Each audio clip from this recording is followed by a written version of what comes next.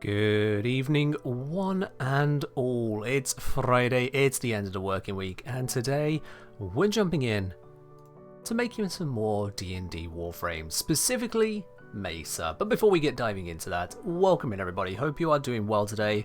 Hope you've had a wonderful week wherever you are around the world, or if you haven't, at the very least, we can put a nice positive end to that week all the same. Welcome in everybody. Hello there, Chaos Chaser.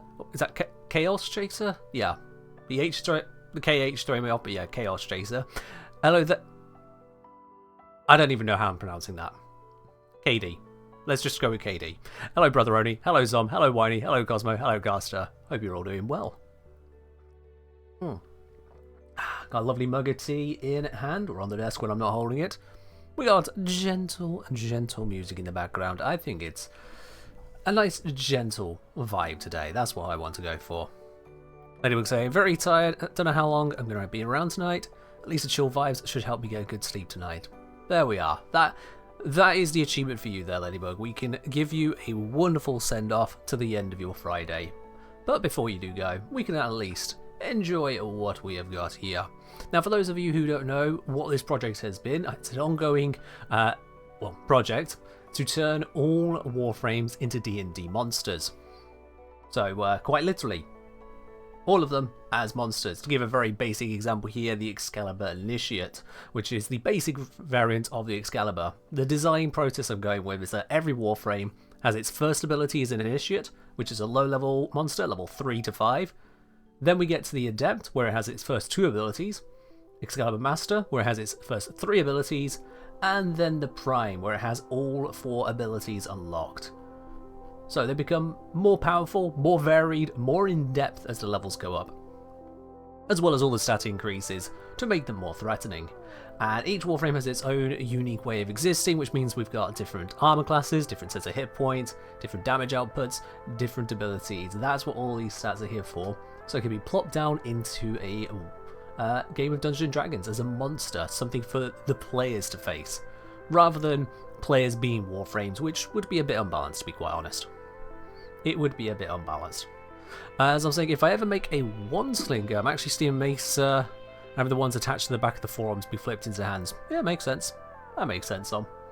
So, the last stream that I did, actually, we scroll all the way down past all of these, so many that I have done now.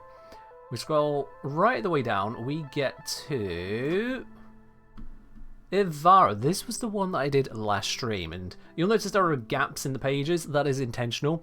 That is a design choice so that I could put the pictures of the Warframes into there. I'll put capture shots once I get towards the end of the project to start filling those gaps in. But in the meantime, yeah, we got up to Ivara. Oh, Drac, what is this? Did you miss my explanation? I literally just explained it. Like, literally just finished explaining. I think you might have missed that. Oh, that's unfortunate. Let me try that again for you very quickly. Me turned Warframes into monsters for use in D&D. Basically that. So last stream I put Ivara together. So Ivara Initiate, a challenge 4, so a medium encounter for a group of level 4 players. Level 4s will go, oh, an Ivara Initiate, we can handle that. Whereas for low level players, we say level 2, they'll go, okay, we got to handle this. And then once you get to like level 5, 6, 7, 8 and so on, Ivara Initiate is nothing. And that's where they bring out the higher level ones. The Ivara Adept, the Ivara Master, the Ivara Prime. Challenge 19. So a group of, say, level 16s would look at Ivara Prime and go, okay, we got to be a bit careful about this. Level 12s, the DM hates us, we're going to die. But level 19s, okay, yeah, we can handle this, no problem. That's the idea of challenge ratings. A one-on-one, one level 19 player versus one level 19 Ivara, it could be a bit difficult. Could I write the title? I mean, I do write titles there to help, but most people don't see it, it's fine. It happens. So last time I did Ivara, but you'll notice this keeps scrolling, because I've done Cora off-stream, including Venari. Venari has its own stat block. And then I have created Kalervo. Yep. Already got Kalervo in there. And then I've gone and done Lavos with the gaps as again for images to go into. Lavos Master, Lavos Prime, and then I have also done Limbo. So Limbo is a thing. Limbo does in fact have a rift plane, so there's a whole section on that, plus an optional extra if the DM wants to be nicer. And we got all those stat blocks then. And then I have also gone and done Loki. Loki is already in the setup here. So that is all covered, which means we're now onto Mesa. Those of you noticing the alphabetic trend, they might be like, well, hang on, where's Mag?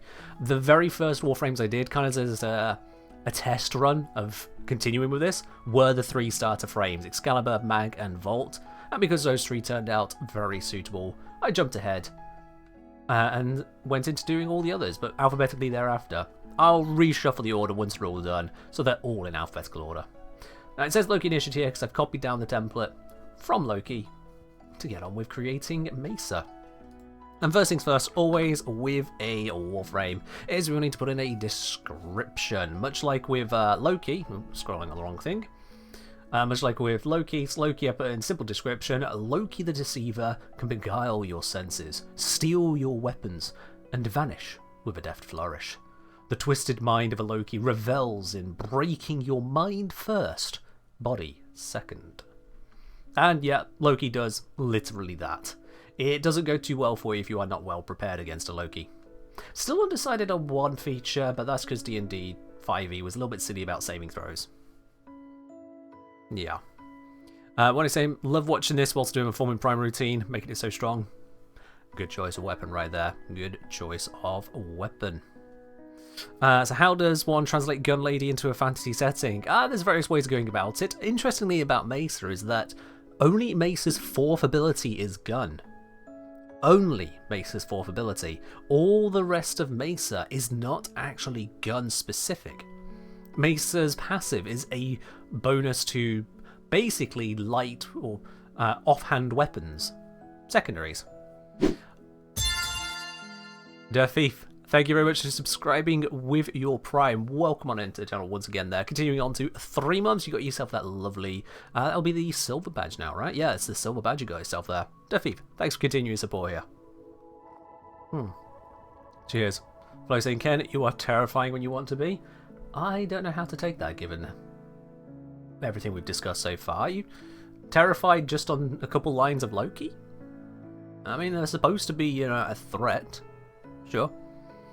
But yeah, Mesa, first ability, Ballistic Battery, is just once you've done damage, you can do more damage.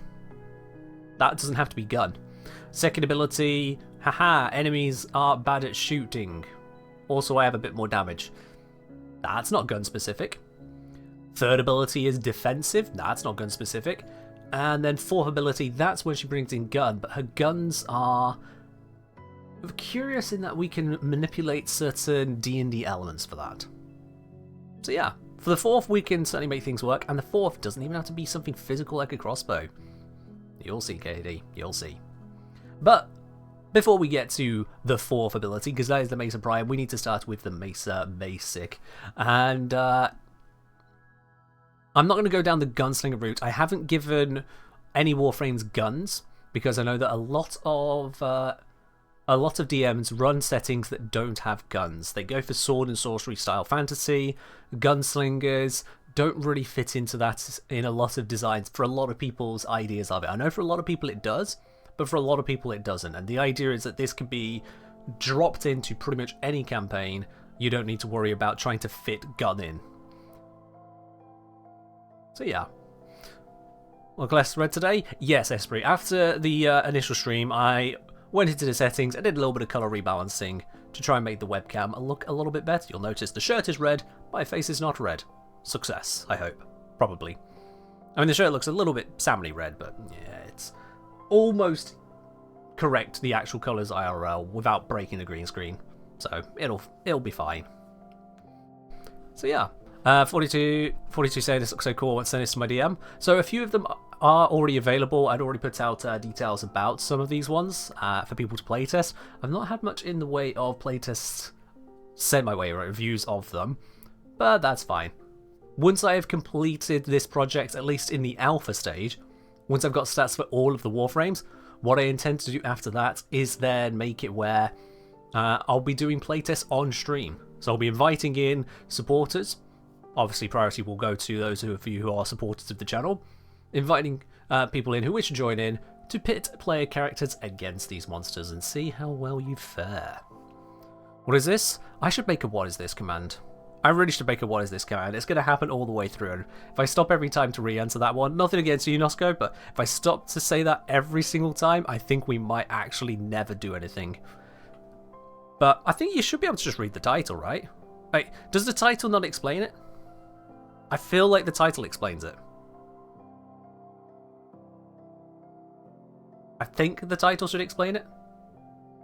Let me know if you're confused after the title. Anyway, Mesa. Considering I'm not going to go down a heavy gun-focused route because gun doesn't happen, we need a description that doesn't focus on the gun side of things. Instead, a Mesa Warframe is master of the projectile.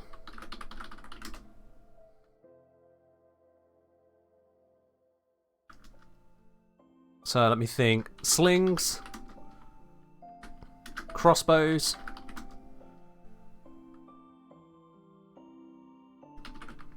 even magical effects are all the domain of this particular monstrosity. Monstrosity, that's how you spell it. Those who face a Mesa would do well to try and get close. They may find surviving the approach rather difficult. I think it keeps it broad enough to warn, you know, she's very good for ranged attacks. Very, very good. Play Dungeons & Dragons if that's what D&D is. It is. You can just straight up create monsters. Yes. So Dungeons & Dragons is a tabletop role-playing game. You have the Dungeon Master, which is usually myself, I'll be quite honest. I have been most of the time. The Dungeon Master effectively either creates the world or purchases a module which has a world explained. Basically a game setting with NPCs, creatures, descriptions of scene, whatever. So the DM sets the world. The players, with their player characters, choose how to interact with the world, and then the DM adjudicates the result of those actions. Say, for example, a very basic setting, the DM says you find yourself in a cave. The cave is cold, dripping wet, the floor unyielding beneath your feet. As you walk through, your boots clang heavily and echoing throughout the cave. The DM then describes, you hear a shuffling off to the side in the shadows. A goblin appears from the depths of the cave, bow already drawn. Combat starts, and they ask, what do you do? That kind of thing. And then the players respond to that. Now, as much as Dungeons & Dragons, the books ship with all kinds of monsters, they're just descriptions of monsters, they're just stat blocks. So that's where I step in with this, is that I can create yet more monsters. If these are monsters, what are the players going to play as? Player characters. You could be a wizard, you could be a cleric, you can be a fighter, you could be a barbarian, you could be a bard, you could be a druid. Anything you please out of all the options provided in all of the books available are what you could be. So I've created the Warframes, recreated, reimagined them as constructs from a far gone era, much like Warframes in the Warframe universe. But without the whole operate thing, these are completely autonomous Warframes. And as monsters, they can be more limited in their descriptions. We don't need to really flesh out every detail about them, and just create a stat block, which is what these boxes are. A stat block which allows the DM to understand how to adjudicate what the monster does. So for example, on the Loki Initiate, which template I've copied down here, the value here, the armor class, says how easy it is to hit that Warframe with basic attacks. The speed says how quickly the Loki moves, and Loki specifically has the ability to climb more easily than others as well. So things like that. Like Umbra, yeah, All Warframes in this setup are basically Umbras, in that they are fully autonomous. They don't need an operator. Operators aren't a thing in this setup I'm creating here, mostly because I'm not okay with the concept of child soldiers as a thing generally. Us as players in Warframe, being the child soldier is iffy at best. If the monsters are child soldiers, there's a lot of people who are going to have issues fighting that.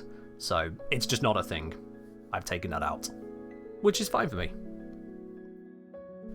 So yeah, I am creating the monsters, and let's get cracking in now with the Mesa Initiate. So, Mesa Initiate, all of the Warframes are medium monstrosity, so they are roughly human in size. Monstrosity, because they're Warframes, they're monstrosities, look at them, they're not normal humanoids. And their alignment, neutral evil, so they neither care for laws, nor care to push against them. Instead, evil, they care for their own wants, and they are perfectly happy, in fact, revel in causing issue for others to get what they want.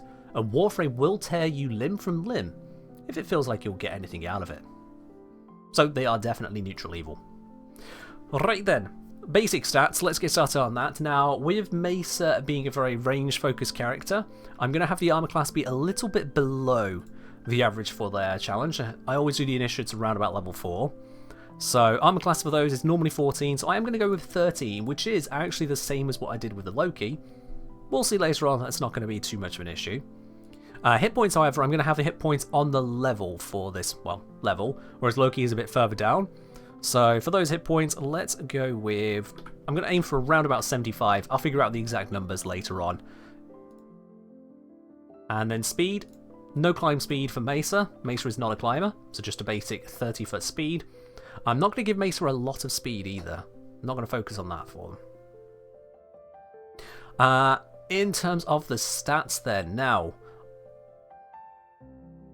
I think for a range-focused character, dexterity has got to be order of the day right the way up there.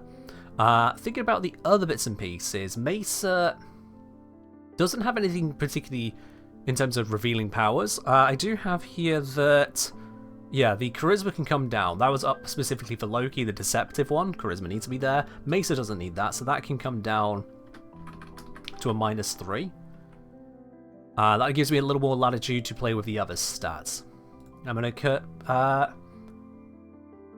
yeah, I'm going to keep the wisdom, charisma, intelligence mostly where they are. I'm going to instead just bring up the constitution by +1. Yeah, I think another low strength one will be fine. Yeah. Can you play as a goblin? In certain games, yes. Goblin is not a default available race or lineage, as it were, in 5th edition, the base variant of 5th edition, but there are absolutely further updates, further books released for it, which allow you to play as a goblin. In a similar game to it, Pathfinder, that one straight up, yes, you could be a goblin. But yeah. So, depending on DM settings, maybe on a goblin, but most games will probably be okay with it, so long as you're sensible. Brother Oni, you're probably thinking of a very specific setting, or very specific game rules. What you are quoting is not 5th edition. I'm designing all of these Warframes to fit into 5th edition, and I think that should be perfectly translatable to... or perfectly compatible with 1 D&D as well. But yeah. There are different game settings, different rule sets you'll come across. There is no one Dungeons & Dragons. I'm making this for the 5th edition, which is near enough the most recent. Aside from 1 D&D, which practically doesn't count yet. Basically. Alright then, so, skills, we're not going athletics deception. Mesa the gunslinger, let me think then. Mesa should probably have perception. You know, that detection of long range should be right in there. I think perception, and then for something a little bit more on level, I'm going to go with sleight of hand. Just something a little bit more thematic. That's the word. So perception and sleight of hand, which is, yeah, pickpocketing. Think of it that way. And with a proficiency bonus of +2 and a wisdom of +1, perception is going to be +3. Sleight of hand with the dexterity +3, it's going to be a total +5. Passive perception will be a 13. That's just numbers, numbers, numbers. Hit dice we can figure out as well. I've got here +1 on con, aiming for 75. Would be... that's awkward numbers. I'm going to go down... 5.5 times 13 comes out to 71. There we are, that'll work. So 13 plus 13. Yeah, that works. Alright, cool. 16d8 to 72, but 16d8 is not a +1 con mod. Yeah, that's why we wait for the con and all those stats to be set up, Jason. But thank you, I appreciate it. Appreciate the attempt. Have I actually used Warframe monsters in my campaigns? Not as yet, no. I've not had an ongoing campaign since I started this project. There has been one person who has run some Warframes against their players in their own group, and they give me a bit of feedback on that. But there's not been a lot of testing, direct testing in campaign so far. What I intend to do is complete the whole project, get an alpha version of every single Warframe done first, and then I'll bring that into future streams for, well, supporters of this channel to play against. And of course I'll be holding the cards and all the information close to my chest, so I won't be like, hey, you find yourself against a mag cast pull. It'll instead be more along lines of, you see a slender humanoid figure up ahead of you. From your travels, you know that this is a Warframe. You can identify as much from that. None of you have passed the intelligence check to glean further information at a glance, however. The Warframe takes a step towards you and extends its right arm in your direction. Such and such a person. Make a strength saving throw as you feel the whole air around you be yanked towards this Warframe. And then they start to piece together, oh crap, that's what this one is. Yeah. It's nasty, dastardly downright rotten. It's how you play D&D. You don't just say to someone, oh yeah, you see a troll. The troll uses its great club. It attacks you for +17. You don't just name things. Certainly not the more exotic things. Instead, describe. It's all about creating the environment. Alright then, so bullet jump, let's change this. This is a Mesa stat block we're working with. Once per turn, Mesa may turn a jump into a bullet jump, jumping as if it had a run up and able to cover twice the distance. That distance is going to be 4 foot vertical, 18 horizontal, just the same as Loki.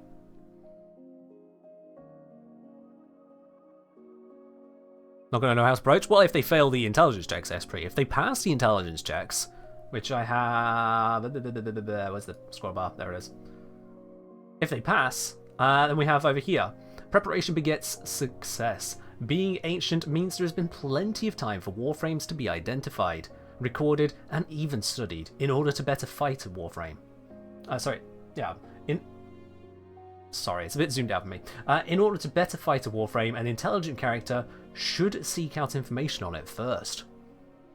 Encourage your players to use their intelligence-based skills, e.g. history, and to find help ahead of time.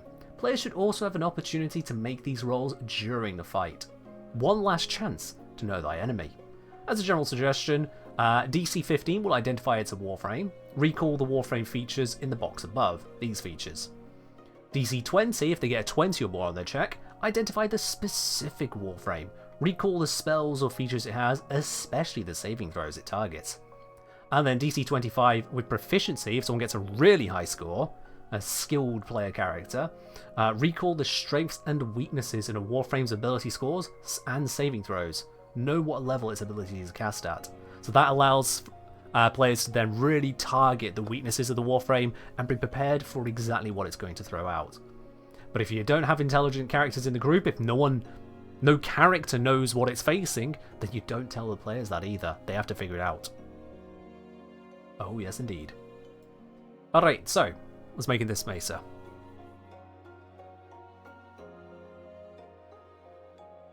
Let's make this Mesa. So we got the bullet jump in. Trickster's Perch is not going to exist because that is a Loki trait. Do I want to give any particular trait to Mesa from Mesa's passive? I'm going to say no for now. We can have a look if I need to make any changes on that. And we have our first ability, which is, I forget the name of this one, Ballistic Battery. So the Mesa Initiate only gets one... excuse me. The Mesa Initiate only gets one ability, her first ability. So that's how we keep it simple for lower level encounters, so DMs and players alike are not overwhelmed if they're playing something lower level. So Ballistic Battery is a spell. We'll make this cast as a 1 bonus action. And it will last for up to 1 minute. So, I put it down as 1 minute. I'll put in the text that will be up to 1 minute. Let's see. So, in terms of actually translating this is a weird one to translate. Basically, in Warframe itself, Mace converts a percentage of the total damage inflicted by their weapons into stored bonus damage to use on the next shot when activated again. So we can pretty much carry that over. We want to carry over in a sensible way. So, while the... no. Let's think about phrasing. Mesa focuses... no. What's the spell one? I need to think about the spell. We've got the features. We want a little bit of spell flavour at the start, just to give it a little bit of interest. Also, let's get rid of the rest of this decoy text.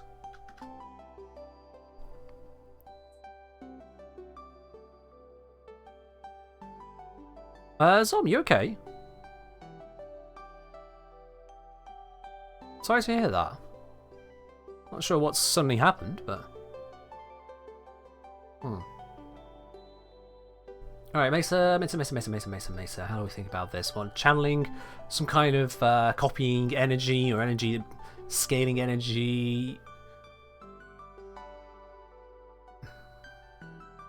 From power from our arsenal to focus on the weaponry rather than the damage.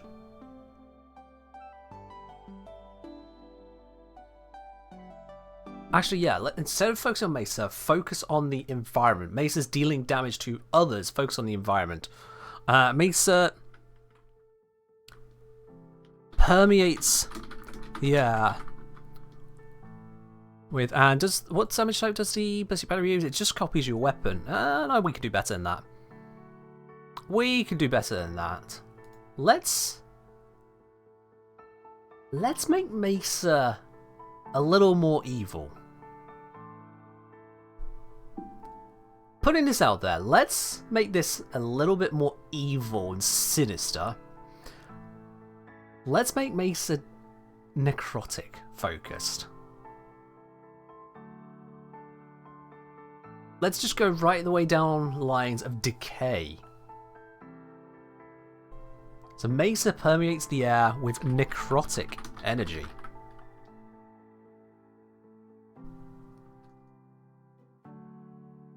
While the spell is active, Mesa necrotic, but why? Because why not?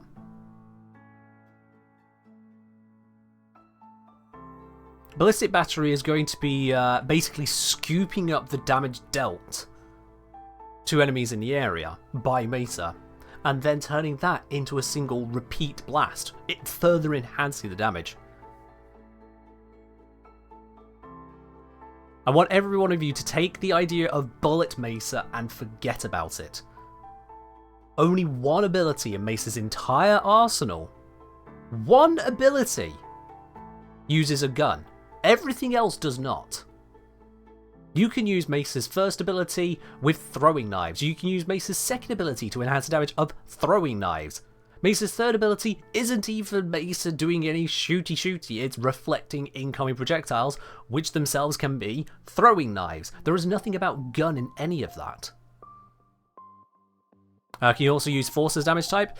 I don't want to go with Force damage on such a low level ability. Force damage is a peculiarly, that's a weird word to say, a weird damage type, basically because it gets through most kinds of defense. So that's something I want to kind of hold out or just really not touch on too crazily. Whereas Necrotic instead, it's still a nasty damage type, but it is one which is a little bit more grounded. Forces least resisted in D&D, yeah. And the fact that it also is typically used across the planes of existence for dealing damage. Like, it can deal with ghosts in their ethereal form.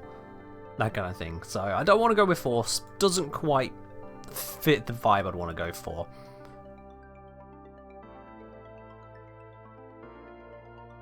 Lore implications a bit weird. Lore implications of necrotic.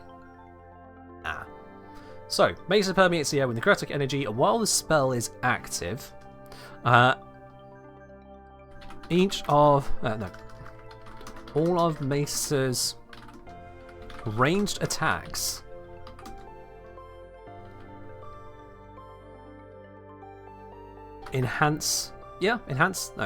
feed into this energy.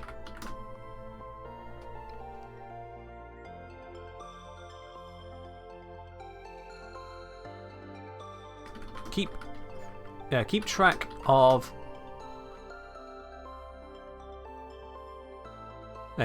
of the number of hits Mesa makes. When the spell ends, either at the end of its duration or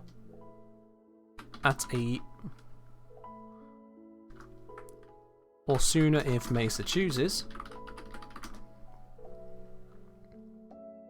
the necrotic field collapses into Mesa's equipped ranged weapon. Its next attack with the weapon deals additional damage equal to 3 times the number of hits recorded during the spell. It deals additional necrotic damage.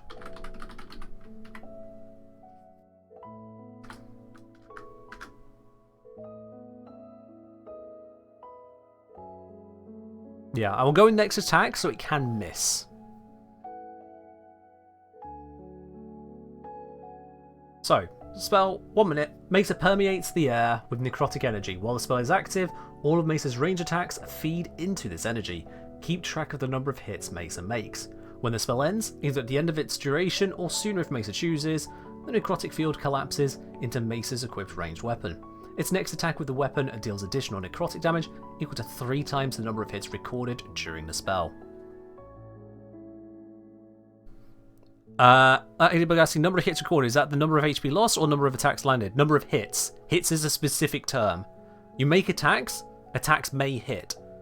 For an attack to hit, you must meet or beat the AC of the creature you are targeting. If you hit, you then roll damage, and the damage determines how many hit points are lost, accounting for enemy resistances and whatnot as well.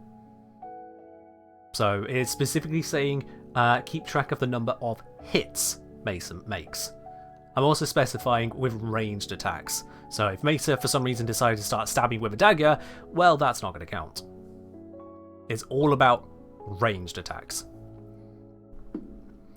Jason saying, theory craft with multi-attack, even 2 attacks per turn. It's potentially a maximum 60 damage at the end of the spell. It's the end of 10 rounds. Yes, assuming everything hits. That could one-shot a character. It could one-shot a character, yeah.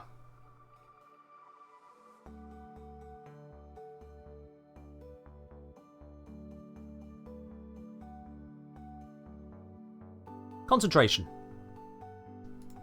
There's your fix.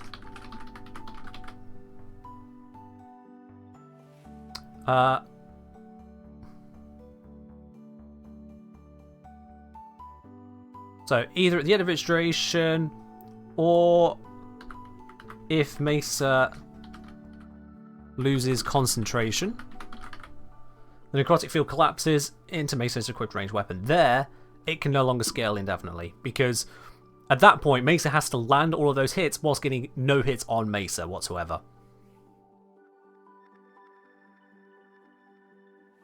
Jason suggesting maybe damage equal to number of hits at this level, moving up to double or triple damage by the time we get to prime. Thing is, Jason, is that the typical encounter is over in 3 to 4 turns. So if we go down that road, Mesa's going to have no time to actually use it. Or if Mesa does use it, it's going to deal pants all the damage. Excuse me. The whole point is it's supposed to scale up over time and be a threat. So that's why it's got that 3-time scaling. Each hit basically is an extra +3 +3 dex waiting to happen. But that has to scale over time. The longer Mesa holds onto it, the more damage it's going to deal, but in that time Mesa is also dying. Because typically things are going to be shooting back at Mesa. I get the concern, but basically if the players let it go on that long, the players aren't even trying to kill Mesa. And that's their problem, not Mesa's. Dr. saying it should be that every successful attack adds an extra die to the next attack of the weapon being used. The reason I'm not going for that is because that would roll a lot of dice. Dice rolling takes time. Unless you're using an online thing, in which case fair enough, but in person, dice rolling takes time, whereas a d6 is 3 damage. 3.5 on average, but we can round that down to 3. So +3 is basically the slightly rounded damage of a d6 added each time. Note itself, don't put warframes in non-combat oriented campaign. I mean, it's not really a problem.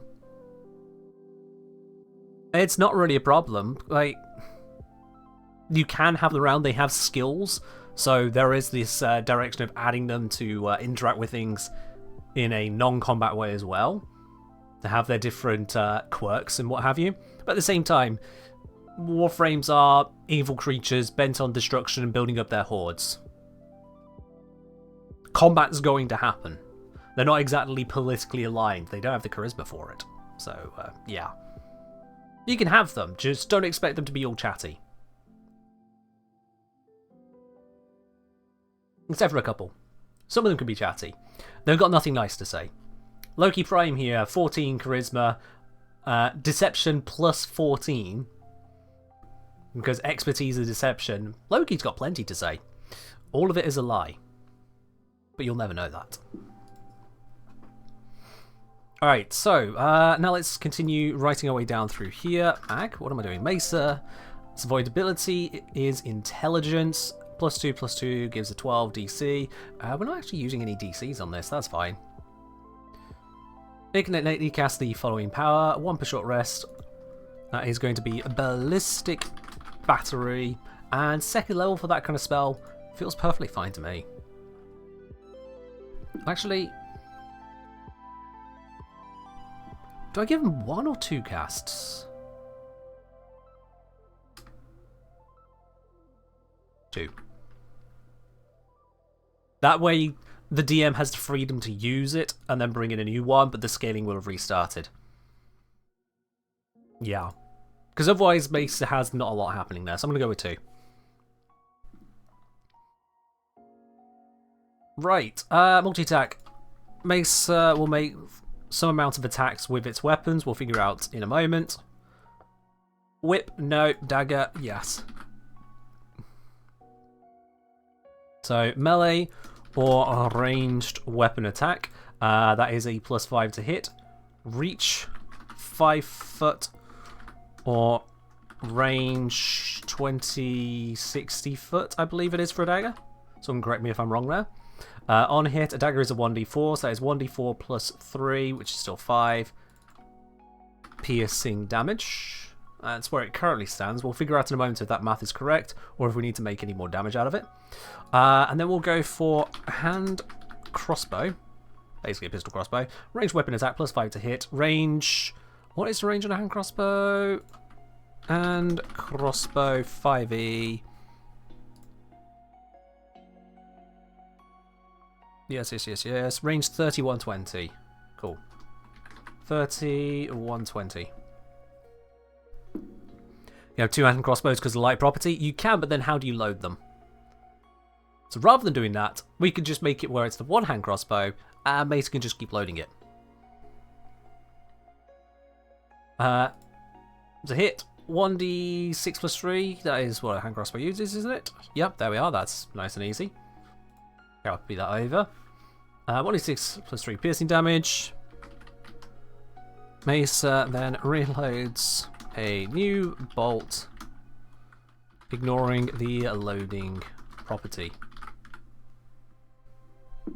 which is something I've used on a number of different Warframes to do the same thing. Don't know if it's a thing. You can do 2-hand crossbows with Crossbow Expert. Crossbow Expert, you can use 1-hand crossbow and it does the same thing. This is something a lot of people get confused about with Crossbow Expert.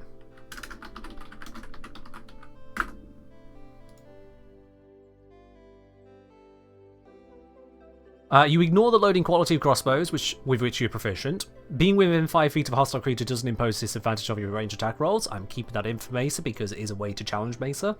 And when you use the attack action and attack with a one-handed weapon, you can use a bonus action to attack with a hand crossbow you are holding.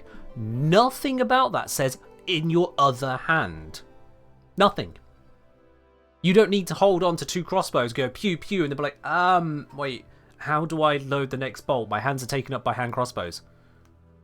Pew, quick load. Pew, quick load. Pew. You got your attack action, extra attack, and then bonus attack. All through Crossbow Expert there. You don't need 2-hand crossbows. In fact, 2-hand crossbows makes it worse for most people than using just the one. Seriously. Unless you want to ignore how you load things, in which case, sorry, the wizard cast die, everything dies.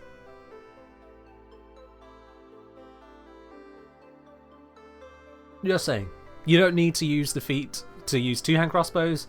In fact, the feat prefers if you use just the one. Hello Animalic, how are you doing today? Welcome on in. Now, this is where I need to go through the numbers that we've put in so far, because all of this is placeholder, to see, is it all making sense, or have I got glaring issues here?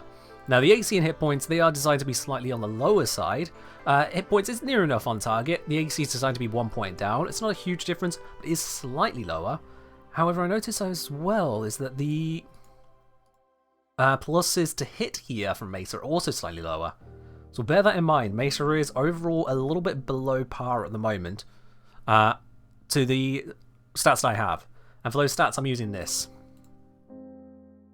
This is basically a cheat sheet, a quick reference guide, challenge ratings, AC hit points for mid-tiers. And it's got some basic explanations to throw together a monster quickly, but I'm doing it more thoroughly, so I'm not using all that stuff. Just this table here is a quick reference guide. A reference guide which is more accurate than the one in the DMG. So I am referring to these numbers here. So if you see me looking over and referencing random numbers, it's not random, I'm doing that.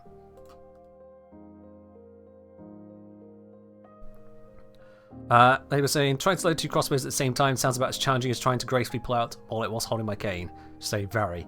Yeah. Crossbows, the whole point of them is that they take a bit of effort to load. Because then they have quite a bit of force behind them, and you don't need to do much with them once they're loaded. They're locked in. All the tension, ready to just launch murder.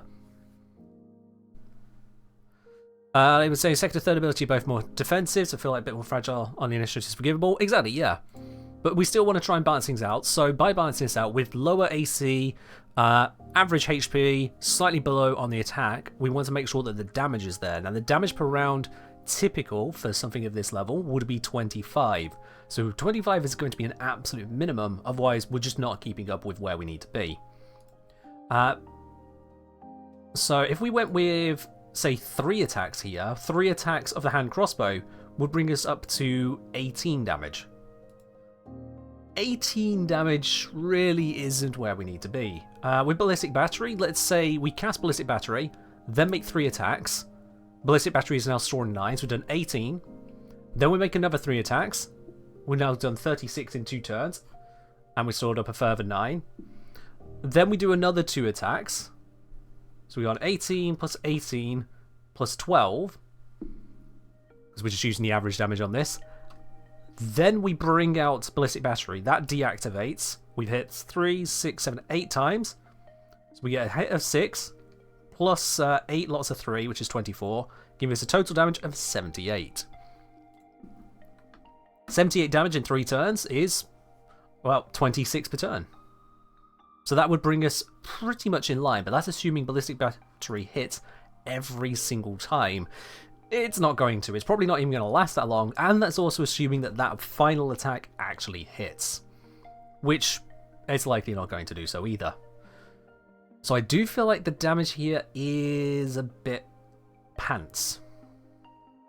damage here is a bit pants. So, question is, do I go for a heavy crossbow instead of a hand crossbow, or do I give Mesa a passive to make hand crossbow stronger? I think the hand crossbow stronger is probably going to be the way.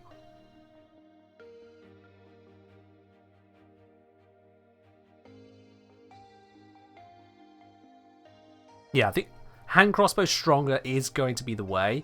I can make it where it's a 1d10 in Mesa's hand, so it'll be similar to a heavy crossbow. It'll have the range of a hand crossbow, but the damage of a heavy crossbow. I think of giving it legendary actions. Higher tier Warframes will sometimes have legendary actions. Those will only be the Masters and Primes, so that is the tier 3 and tier 4 versions. I don't give legendary actions to tier 1 and 2, no. Because again, keep the lower level ones simple to play against.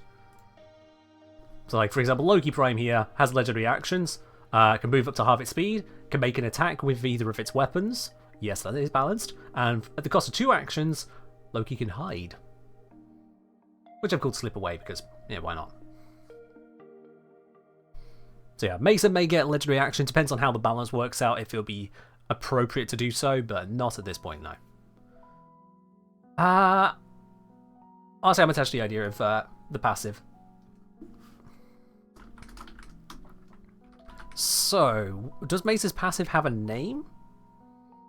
Mesa's passive does not have a name. What are we calling it then, chat? What are we calling Mesa's passive that gives Mesa additional damage on crossbows?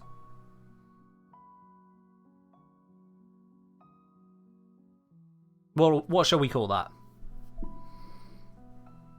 Do any passives have names? Some of them get referenced at times, which effectively becomes a name, but I think mostly no.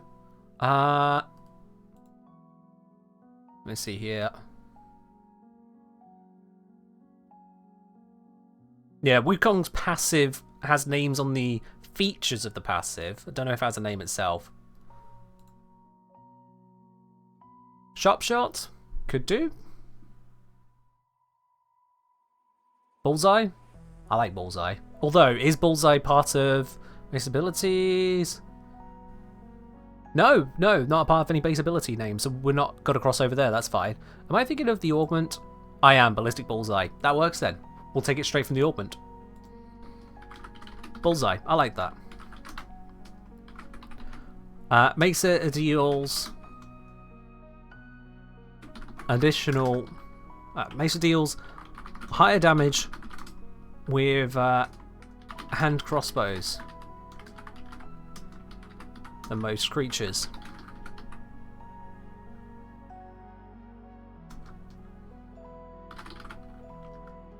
Hitting for 1d10 damage instead of a 1d6. Included in the attack already.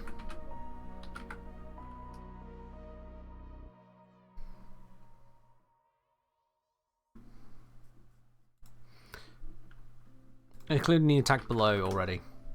No, don't need to put already. Just included in the attack below. Yeah, so Mesa deals higher damage with hand crossbows than most creatures, hitting for 1d10 damage instead of 1d6. 1d10, we're already focusing on the range, which brings up the average on this to a hit of 8. So, if Mesa lands all 3 hits in a normal turn, that now becomes 24 damage if we go for 3 attacks.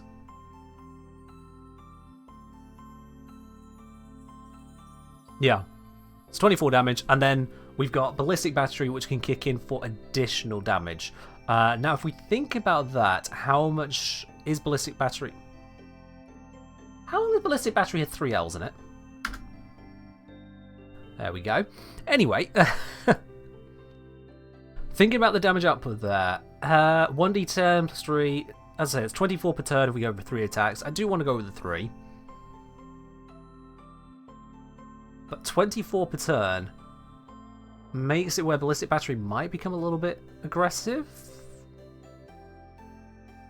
Say you hit twice per turn, that's an extra 6 added on here or there. But then there's assuming that even hits, which half the time it won't. Might be okay. Might be shaky. I'm going to go with it. 42 say, now I'm imagining a variant of this ability which increases the damage on all range attacks by 2 dice steps. So Mesa with heavy crossbow deals 2d8. Yeah, that would be pretty nasty, wouldn't it? How about, you know what, 40, let's make it where the initiate is hand crossbows, with the adept it's all crossbows, and then with the master and prime it becomes all ranged attacks.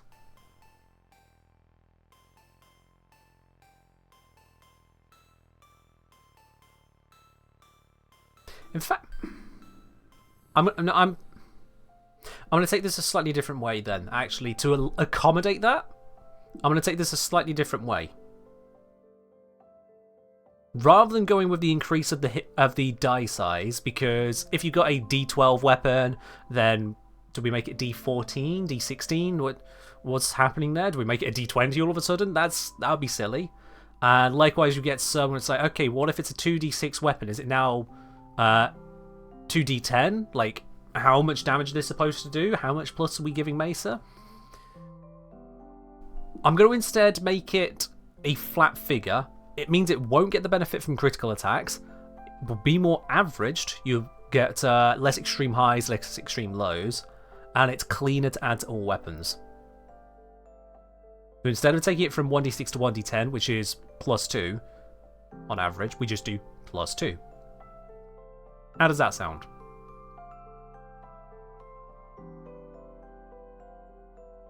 The Mesa deals higher damage with hand crossbows than most creatures,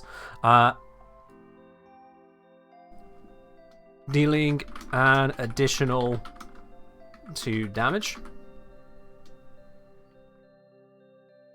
included in the attack below.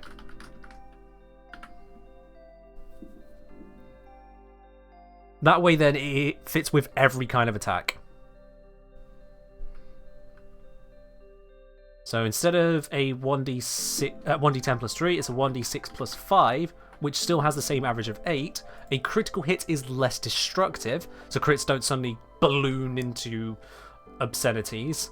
And at the same time, Mesa is less likely to roll pathetic damage. Because imagine, with a 1d10 plus 3, Mesa hits you, like, oh god, how much damage do I take? You take 4. Just 4 damage? Like, just enough to take down a normal person? Like, I don't know if you say so. Yeah. Yeah, simple +2 damage, and it means then when we get to the higher tier ones, first of all, I can scale that +2 damage to different amounts, and secondly, it includes other weapons without being complicated. Yeah. I think that's the solution there. This gives Mesa damage.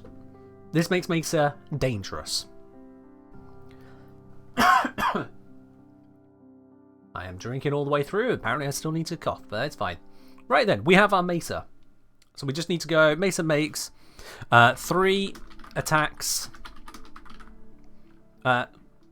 3 ranged attacks, either with its dagger or hand crossbow. So there, the specificity of range attacks means that if Mesa is forced into melee range, just stabbing isn't really going to work. Mesa can make 1 swipe at someone, or throw 3 daggers, if Mesa has 3 daggers in hand to throw. Mesa wants to use a hand crossbow. I think that's the way to focus that one. Right. We have a Mesa. Let's copy all of that. Let's comment out a line, which allows us then to put a paste. And look at that, the pseudocode creates a whole new section for us. I don't know if it's going to be enough space though, because the next ability isn't exactly simple, it's shooting gallery. I'm actually just going to skip straight to a new page. I'm not even going to try fitting Mesa Adept into one column, it's not going to work. We go straight to a new page and make it a double wide. Alright then, Mesa Adept. So, still medium monstrosity. Warframes don't get bigger, they just get stronger. Armor class. So, this is going to be a challenge rating 9, roughly. That's my aim. Usually I hit it, but we'll see. Challenge rating 9 for a Mesa Adept, which means that the AC typically would be a 16. I'm going to go 1 down, so it is a 15. That is fine so far. Now, one thing I did with Loki, which I think I'll do with Mesa as well, is that I made the dexterity the entire sort of armor class. So Loki Prime has a 24 dexterity, a +7, giving it an AC 17, no armor involved. I think I might actually do the same with Mesa, because Mesa's going to end up using defensive abilities rather than AC to survive. Seems a bit weird, but I think it works to have some Warframes purely relying on their dexterity to escape. So, the stats across the board, I usually bring up the charisma at this point to a -1, and then I've got 6 additional pluses to apply to all the others. So that's 1 across the board to each of them, and then a +1 more somewhere, which I think I'll go for dexterity. Let's make this 11 for a 0. Let's make this 20 for a +5. Make this 14 for a +2, 16 for a +3, 14 for a +2, and we're already in the charisma. I think that makes sense. Perception, proficiency bonus is now a +4 because of the level we're at. XP is 5,000 because it is. Perception therefore is +2 from Wiz, +4 from proficiency is +6. Sleight of hand is now a +9. And what other skill do I give Mesa Adept? Let's see. What would Mesa be? If I'm going down the necrotic route, let's...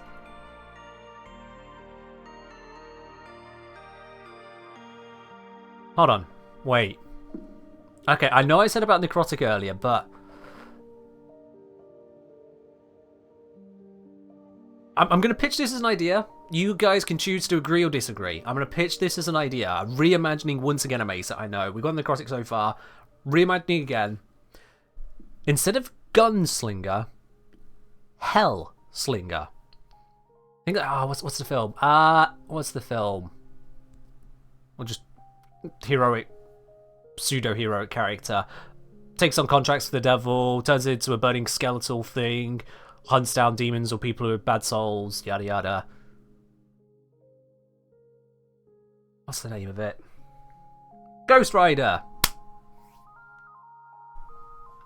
Ghost Rider. So rather than the cowgirl theme, go a more destructive, a more no shits given approach. A more of a Ghost Rider approach. Which still allows for the necrotic side of things, but also then we can have a fiery approach to it.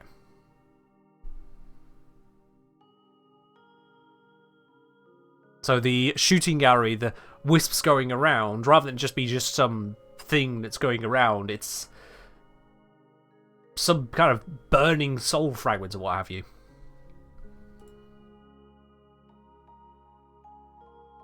Because I don't think the ability ever explains itself in Warframe. Shooting gallery gives an ally extra damage while jamming the guns of nearby enemies. This power shifts between team members. It's never explained. How does that sound then? Turning Mesa into more of a Ghost Rider approach.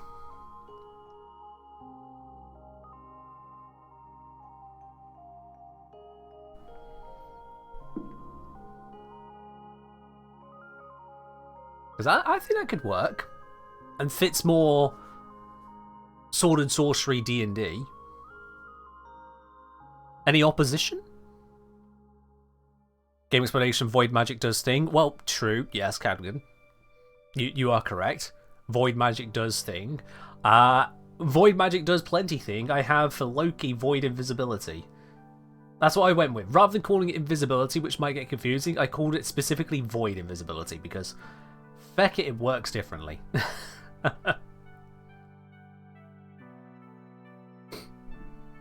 Mesa releases an energy lasso that swirls around her. Fire is energy. Fire is an energy, so sure, why not? Let's do it. Mesa is going down the Ghost Rider route. I might need to update the description. Mesa with Master of Projectile. Seeing crossbows, even magical effects are the domain of this particular monstrosity. There's a face to Mesa day to whilst trying it close. Yeah, that's far too mundane. If we're going down this road, that's far too mundane.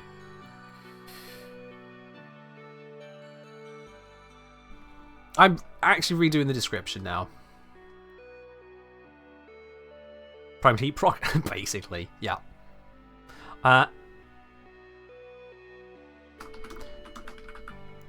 If a burning arrow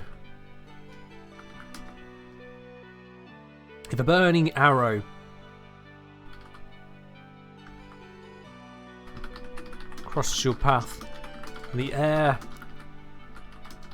reeks of death, reeks of decay, may have a Mesa in your midst.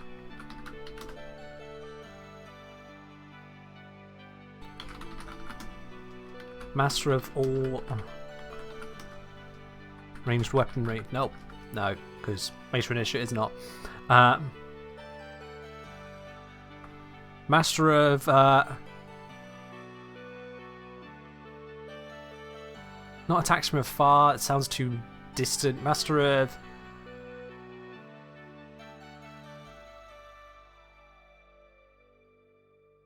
let's just not go master. Capable of raining down a torrent of fire. Thinking Peacemaker. Master of the Cow Pasture? No. Esprit, no. Cowgirl's gone. She sold her soul, became a Warframe, and let's face it, the cows have all been obliterated as target practice. Capable of raining down a torrent of fire.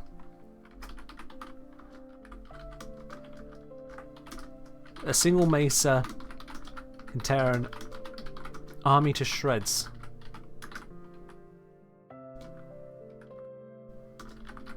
While their own arrows do nothing. Yeah. The original description was nowhere near menacing enough.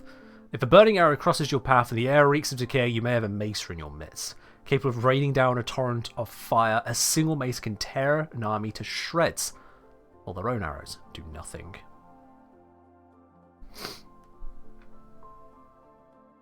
There we are. I'm happy with that. Takes a little bit of reimagining sometimes. This feels a lot more clearly themed and also just projectiles good. Yeah. So it takes some time to really cement things at times. Loki the Trickster was easy enough for me to write. Limbo, Rift Shenanigans, it took a while to figure out the mechanics of that, but it works. Mesa, like I say, the whole theme for Mesa, Cowgirl Gunslinger, only the last ability really is that, and I'm not even going down that road, so yeah. It needed a reimagining. It needed a reimagining, and I am happy with how that has come out. So, just start saying, at this point you should just make her a psychic base. That would explain most of her abilities. Oh, the abilities are void magic. The abilities are all void powers, literally. They don't have spellcasting as Warframes. Void powers. The Mesa's void power ability is intelligence. All Warframes have that. It can innately cast the following powers, and so on and so forth. That's how I get around the whole, are they spellcasters? Are they drawing on what powers or whatnot? The void powers. I'm hand-waving magic. That's how far gone we are. I'm hand-waving magic. The void powers. Anyway, let's add on shooting gallery, which I can make fiery. Oops, wrong characters. Pseudocode away! Shooting gallery. Spell, 1 action, lasts for 1 minute. Not going to make this concentration because that would conflict with ballistic battery. So, fire erupts around, yeah, fire-ups around Mesa in a swirling, faintly screaming moat. Faintly screaming moat, spark, ember. Ember's the word.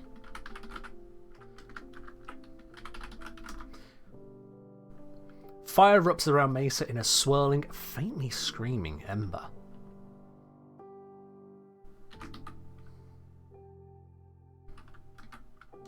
As it spins around Mesa, a second ember leaps between Mesa's allies, shifting to orbit a new one at random at the start of each of Mesa's turns. Tirosh say, "Oh my god, this is such a good idea. Thank you, Genji." Mesa specifically, or all of the D&D stuff? In either case, you're very welcome. Alright, so, fire erupts around Mesa in a swirling, faintly screaming ember. As it spins around Mesa, a second ember leaps between Mesa's allies, shifting to orbit a new one at random at the start of each of Mesa's turns. While this spell is active, Mesa and the targeted ally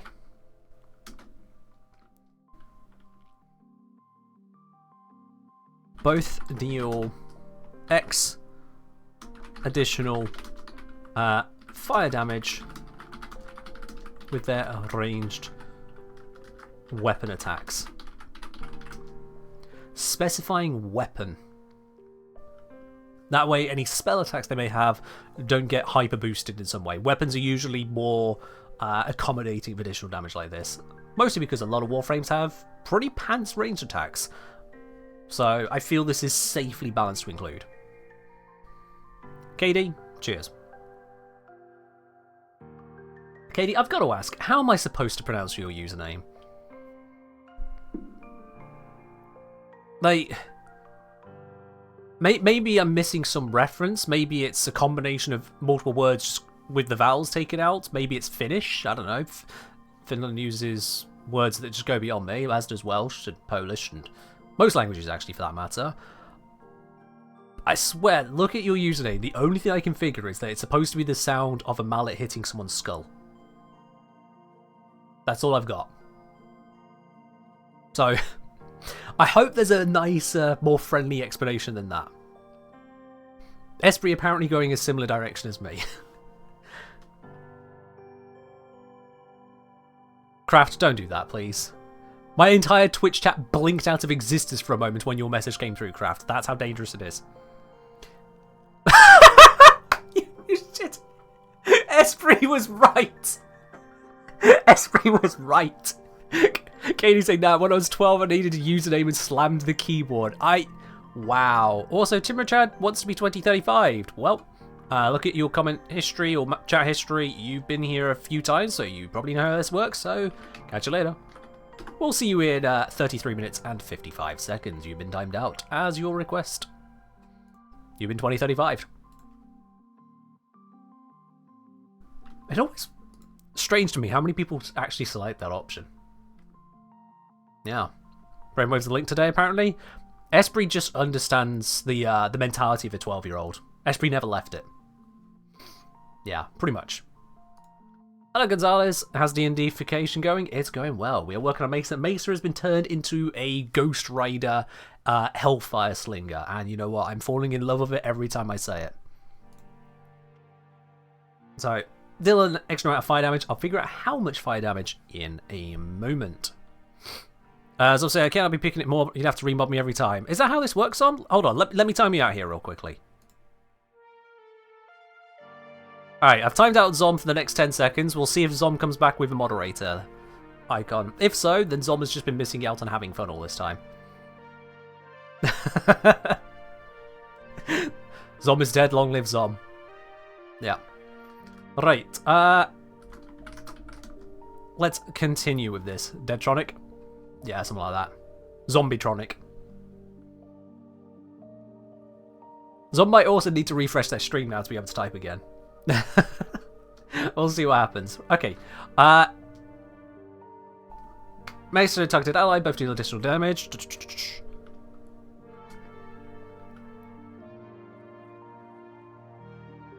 Oh, wait. Zom, I don't see your badge. I don't see your badge. Where's your badge? No! Hold on, what's my mod list? It says moderator Zom. Let me refresh it. Where's my refresh button?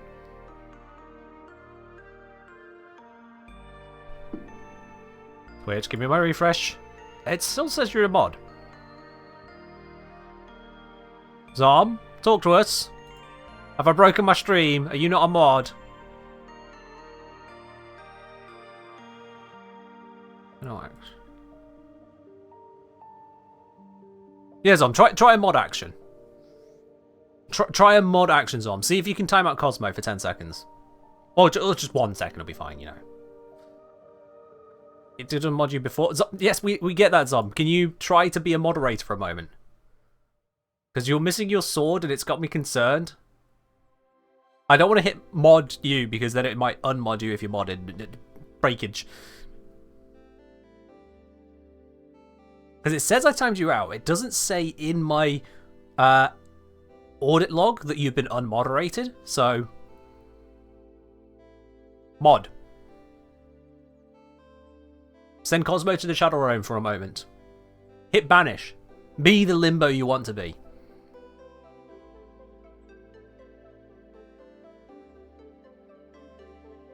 I'm just going to let Zom do that whilst I continue writing things.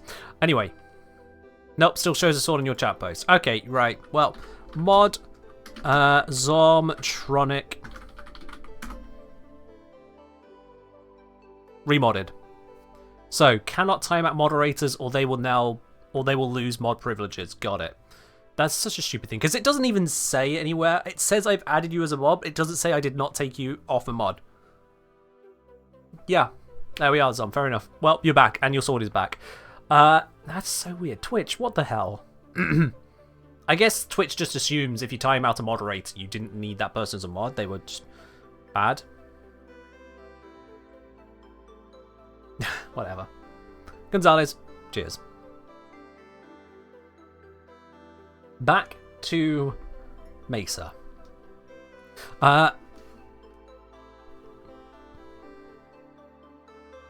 Also, while the spell is active,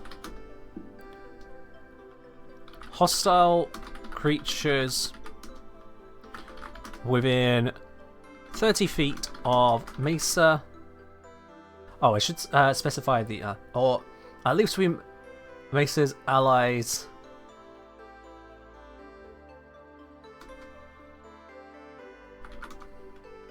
That Mesa can see. There we are. Specify site. That should be fine for range purposes. Hostile creature within 30 feet of Mesa. And its buffed ally have disadvantage on ranged weapon attacks.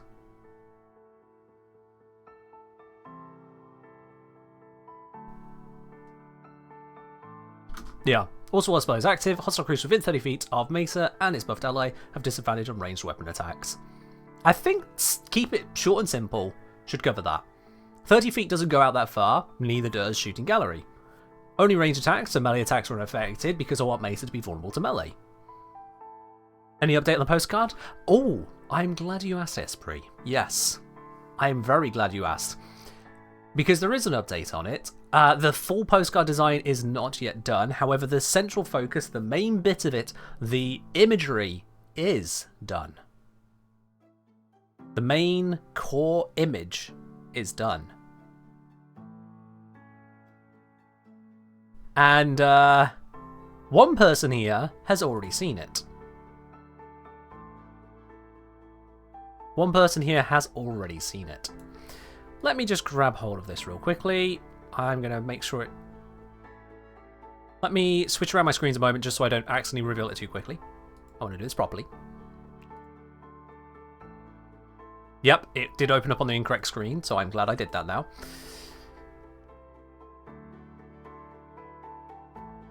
Let me,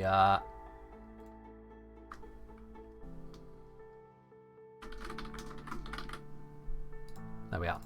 Okay. That person being me? No, that person being Zom. That person being Zom. So. Y'all ready?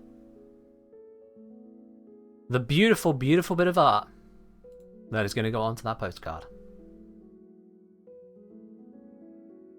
This is obviously the draft. I'm keeping the not emblazoned thing to myself, but yes. Isn't that the prettiest snake having a sip you've ever seen? Styled after the Lavos snake, absolutely. The snake itself is in fact a reference to a real snake. This is why Zom got to see it early, because Zom gave the absolute legendary galaxy brain nature knowledge. Zom knows their snakes, and within mere moments of me asking for a suggestion, Zom knew exactly which snake to suggest. This snake here is a real snake, well, real species of snake. It is the Eastern Indigo, which I have now decided represents the snakes on Lavos. My Lavos, specifically. That's their coloration. The black scales, the orange undertones. The amount of orange varies. I went for more. So you can thank Zom for the inspiration there. And the actual artist themselves is Sylphix. They are a Warframe creator. They've actually done stuff for Warframe themselves. So if I just quickly bring up this here, one memento. Scrolly, scrolly, scrolly, scrolly. There is the one I'm looking for. We just bring up Sylphix here. The artist who made this in Warframe is the artist I commissioned. Because hey, why not? That's a display, right? Absolutely, yeah. So this is literally the artist that made this display piece that is in Warframe. I couldn't think of a better person to reach out to. I couldn't think of a better artist. They were recommended to me multiple times over by others in the Warframe community. Like, yeah, that's the person I want to reach out to. That's the person I'm going to have do this. And that person made this. And I'm very happy with that. Sure, it's not the entire display piece like that, but, you know, I didn't exactly want to go crazy for a postcard. But I think that was exactly the right choice. Sylphix was exactly the right person to reach out to. So I'm very happy to have this piece here. So yes, that is what will be on the postcard. Shout out to artists. Absolutely. Artists are amazing. Artists truly are amazing. Anyway. Deeds aside. There we are. Keep that under wraps now. That's out of the way. I was making Mesa dangerous. Yes. So, shooting gallery. Let's have a look here. Make sure... Excuse me. Fire erupts around Mesa in a swirling, faintly screaming ember. And why faintly screaming? Because. As it spins around Mesa, a second ember leaps between Mesa's allies that Mesa can see, shifting to orbit a new one at random at the start of each of Mesa's turns. While this spell is active, Mesa and the targeted ally both deal additional fire damage with their ranged weapon attacks. I'll figure out how much in a moment. Esprit said, refrain from posting on the Discord lest someone snatch it. Yeah, that's why it says draft on there. And that's why I only showed the draft on the screen here. I am not an idiot, Esprit. I'm not an idiot. But thank you. Also, while the spell is active, hostile creatures within 30 feet of Mesa and its buffed ally have disadvantage on ranged weapon attacks. Dr. Wilson, you should make shooting gallery affects everything 30 feet. You need to beat a DC. If they fail, they'll be frightened. Why? This is... Shooting gallery's whole thing is jamming weapons, jamming guns. So it's jamming. Enemies don't have to go running away in fear. That would be terrifying. Like, you know, Necros's ability. I don't see that shooting gallery should go down that road. As much as I have gone for very much a reimagined Mesa, we don't need to completely change up what the abilities actually do. Ballistic battery is still giving damage based on hits. Shooting gallery is still giving a bonus to range attacks and also making it where other attackers are less able. Now, I'm not going for full out you cannot range attack, because that shuts down a lot of players and just makes them go, oh. But instead, no save needed, just straight up disadvantage. If you get close to Mesa, you better be ready to be close and fight close. But because it's only 30 feet, it's not going to have a huge impact anyway. It's the whole idea. Why not jelly their guns instead? Nah, we're sticking with the jam. We're sticking with the jam. Alright. I'm honestly satisfied with that. I am satisfied with that ability. We just need to figure out the numbers. So, spell save DC is actually going to be 15. I've still not used spell save DC anywhere in here. Do we need a save on shooting gallery? Let's see. Are range attacks bows and crossbows and such, or does it include magic too? I've said ranged weapon attacks. So in D&D, you've got weapon attacks, you've got spell attacks. Spell attacks can be both melee or ranged. Weapon attacks can be both melee or ranged. So the full phrasing will be ranged weapon attack, or ranged spell attack, or melee spell attack, or melee weapon attack. Yeah, it's a thing. So you'll see, for example, on the hand crossbow, it says ranged weapon attack in the attack that Mesa has. So it does specify that spells, abilities are unaffected. Hello, Idol. Frightened in D&D doesn't mean they have to run, so they can't get close and have disadvantage against you. Good point. Good point. Downside to that, though, yeah, I know they can't get closer. The whole thing is that Mesa is weak to melee. So if they can't get closer at all, kind of defeats the point of it. And the disadvantage, I want that only on the range attacks. So I get where you're coming from. Yours is a perfectly valid introduction. It's just, it doesn't feel to fit thematically, going for just frightened rather than the fire jamming. And it's too broad in its effect, is my personal opinion there. But not to say that's any more correct than yours, honestly. Perfectly valid, Ductile. I'm just going with a different approach, is all. You haven't got anything wrong there. Alright, so that is shooting gallery. And probably be a 4th level spell, this one. Probably just a 4th level. I might make that higher. We'll see how much damage we need to scale up Mesa in a moment. See if I need to qualify that as a higher level spell. For the moment, Mesa makes these attacks. These attacks are +9 to hit, +9 to hit. This has a +5 on the damage, so 1d4 plus 5 is average 7. This is a 1d6 plus 7 at the moment. Again, we'll see if I need to scale that up as well. So this brings this up to 10 damage currently. I also said that Bullseye Mesa deals higher damage with crossbows, with all crossbows. To make it clear, it's not a typo. Why is the average included in the damage? For quick reference, basically. So a DM can go, rather than rolling it out, okay, so Goblin 1 attacks you for 6 damage, and then the next one attacks you for 3 damage, and rather than doing that, you can just say, okay, so Goblin 1, 2, 3, and 4 all attack you.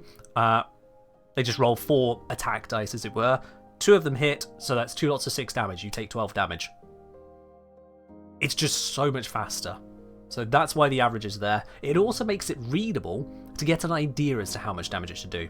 If you look at 4d8 plus 10, you go, okay, let me think. So 4d8. So the average of the d8 is 4.5. So 2 of them is a 9. So 4 of them would be 18 plus 10, 28. Or you could just look at it and it goes, yeah, 48 plus 10 is 28. So this ability is going to hit that hard, roughly. So those are the 2 reasons for having the average. 1, it's an easy, just quick hit. And the 2, you can just look at it and know how damaging this ability is. It's really, really helpful. And anything in D&D always rounds down. So if you have 6.5, which would be the average of, say, 1d6 plus 3, that becomes 6 flat. Even though if you roll that twice, on average you have done 13 damage. We say the average is 6. It's just simpler. Right then. So with the damage output we've got at the moment, just taking the base features, this is first pass. Mesa will be attacking 3 times a turn for 10, plus whatever shooting gallery adds on. Shooting gallery is probably going to have to add on a fair amount to be worth this. So 10 per attack, 3 lots of that is 30. Mesa is looking to have at least 45 damage per round here. At least 45 damage per round. So, what I'm going to do, first of all, is take Bullseye and increase the damage on that. In fact, I'm going to have Bullseye scale with Intelligence, because previously I was a +2, now it's a +3, so we've got 3 damage included. So this already goes up to 11. That brings it up to 33. Still a far cry from 45, but bear with me. Shooting Gallery, I'm going to make it where that deals... let me think here. Let's go with 5 additional fire damage. Alright, Ladybug, you have yourself a good night. Take care.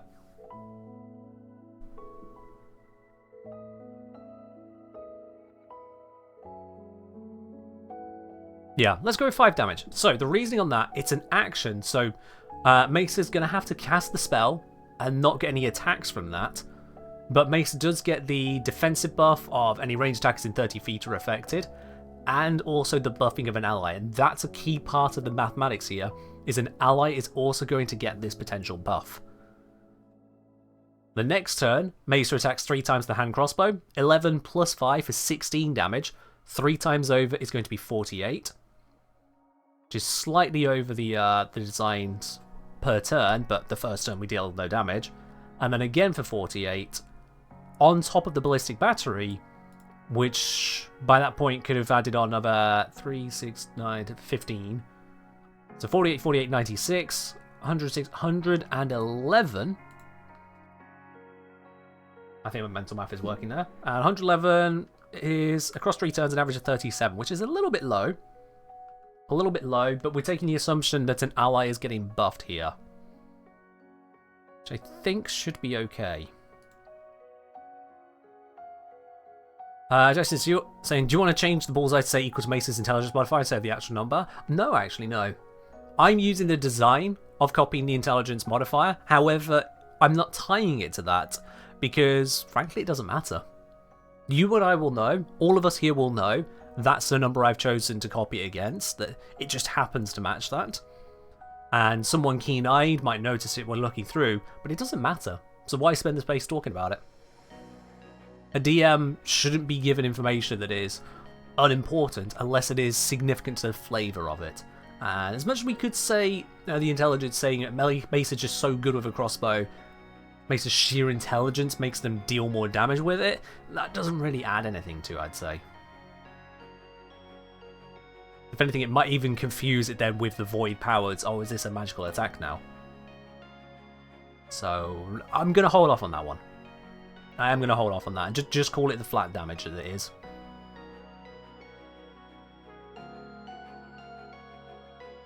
Now, the question is, this is not taking up that much space at all on the page here. Could that have been a single column? No. No, it's 4 lines too long. Okay. Instead, if I go 1 column down to there and then put the actions on its own, that works. There we go, yes. So I've got a space here for a Mesa picture, and I've got a space here for another Mesa picture. Yeah, that works. Why not? 2 pictures. All the pictures. Friendly, fun pictures. Yeah, I'll be fine. That'll be fine. Okay. Sanity check. What have I missed? I've missed the hit points. Yeah. Mesa Adept should not be 71 hit points. Mesa Adept should be somewhere closer to 135-ish. I say, because we need to figure out how we can get there with hit dice, and then what will be closest. 135 divided by 6.5 comes out to 20 point blah, blah, blah. Let's go for 20 then. 20 lots of hit dice will give us 130 hit points. That's banging. That's absolutely splendid. Easy numbers, easy input. Job done. Hello, Ray. You want a break? Nice. Enjoy your break here. That, I think, is a Mesa Adept. No. Saving throw. Saving throws. All adepts get a saving throw proficiency. So the proficiency here for Mesa. Mesa's not supposed to be a particularly mobile character. Despite their dexterity, they're not mobile, so I'm not going to go with a dexterity save. So do we go Strength, Con, Int, Wiz, or Char?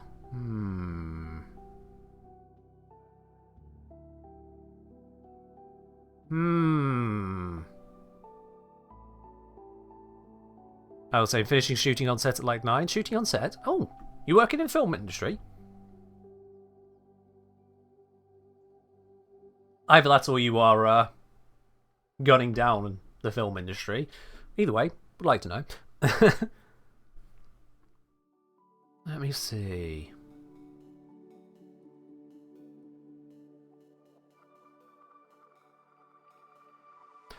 I think let's go with... Let's go with Wisdom. Make it harder to corrupt Mesa. Again, going down the line of the Ghost Rider, Hellslinger approach. One of the things of a Ghost Rider demonstrates is they're just sheer resolve that cannot be swayed. So let's go with the Wiz. So, Wiz goes from +2 to +6. So things like Hold Monster, I think Hold Monster's Wisdom, so that should be less effective. Charm should be less effective. That kind of thing. Less likely to land. And that gives us a Mesa Adept. Have I got everything now? Armor class, hit points, speed, stats, saving throws.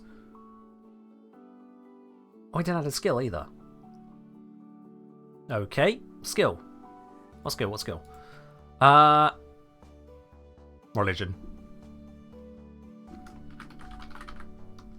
Gotta be religion. There we are. The Hellslinger now understands the laws of the lords above.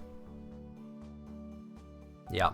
It'll say film adjacent, not an actor. Yeah, working on set of a new series called Joan. Oh, very nice. That is very nice. Well, I hope it's a good gig for you. Absolutely. Okay. Mesa Adept, to me, seems to be complete. Seems to be complete. So, we can move along now to the Master. Let's just get rid of that interim stuff. There we go. Scroll down. Mesa Master. So, Mesa Master is going to be aiming for challenge rating 14 as an enemy. Challenge rating 14. So, challenge rating 14, first of all, the XP on that is 11,500, proficiency 5. So, 11,500, proficiency 5. There we go. The upgrade here is I do a +1 to all stats except for charisma typically. Yep, let's do that again. So that's a +1 now. That becomes a +6. That becomes a +3. That becomes a +4. That becomes a +3. But don't touch charisma. Right then, cool. Saving throw. Saving throw for a Mesa Master. Mesa Master is about to get Shatter Shield. Shatter Shield, that defense against ranged attacks. So what do I want to go for then? What save do you think, chat? What save do we go for Mesa Master? They at this point now have enhanced ranged attacks. They have fiery screaming souls protecting them in a sense. They are going to have Shatter Shield, which is going to figure out how that works. So what kind of saving throw would go alongside the wisdom?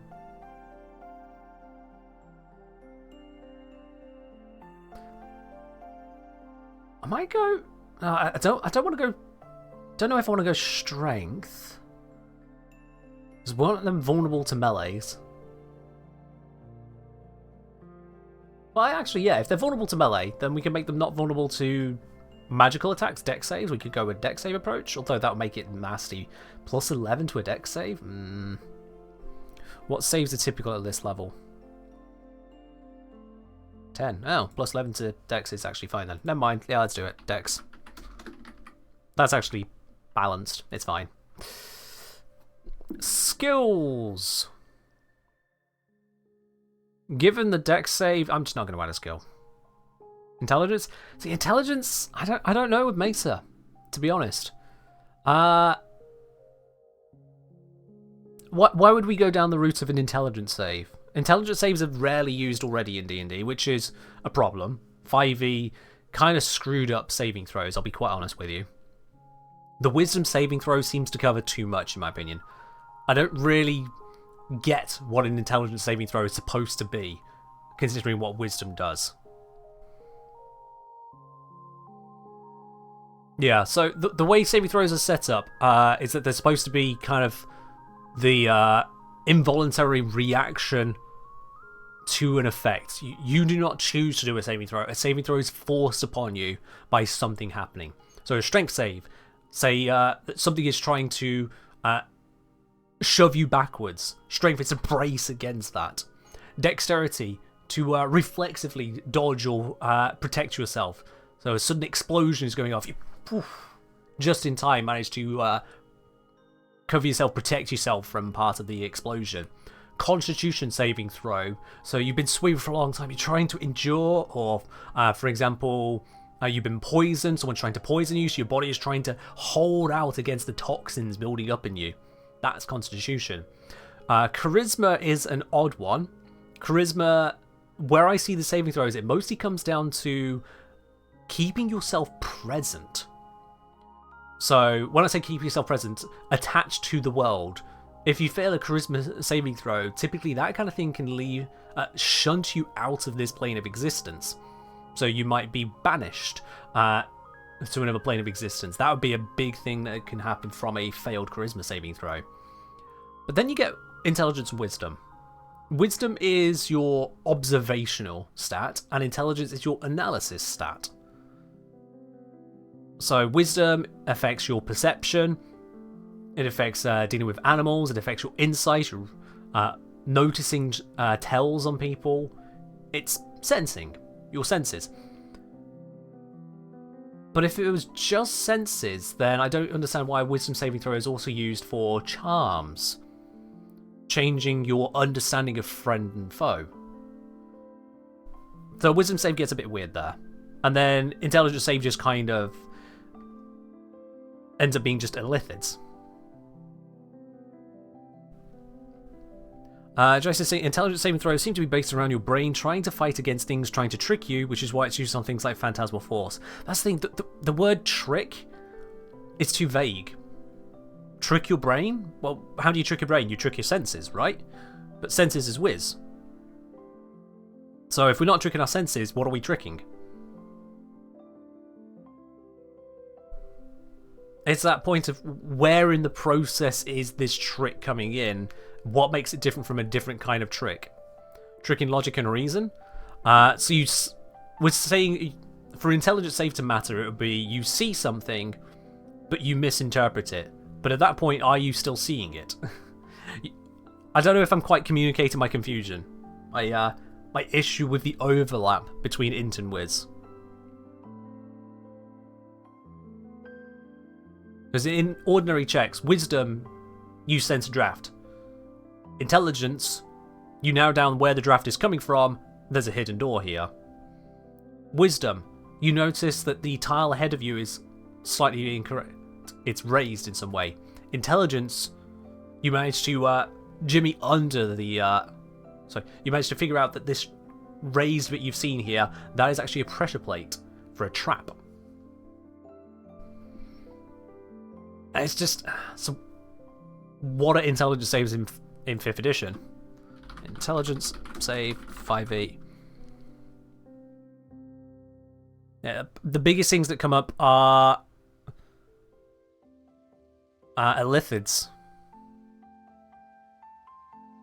which is a specific creature. It's not a experience. Yeah. And to give you more history, Gonzalez, for many people here, you're not going to know the history of Dungeons & Dragons, let alone 5th edition itself. In the prior edition to 5th edition, it was obviously 4th edition. There you didn't have 6 saving throws, 1 for each skill. You had 3. There were 3 saving throws. They were Fortitude, Reflex, and Will. So Fortitude was the highest of either your Strength or your Constitution. Either your Strength or your Constitution was your brace against something. That was your Fortitude. Your Dexterity and your Intelligence, they were your Reflex. They were how sharp you were, how on top of reacting to things. So a fireball erupts. Those who are dexterous, they don't need much time to react. Their body is just quick enough to do it. And those who are intelligent, they notice it all coming. They see the pieces coming together. They know what they've got to do. So those two have good reflexes. And then when it comes to will, that was wisdom and charisma. Charisma, the force of your personality, and wisdom, the observation of the world around you, holding you into reality. Your will kept you centered. And that made sense. Fortitude, reflex, will.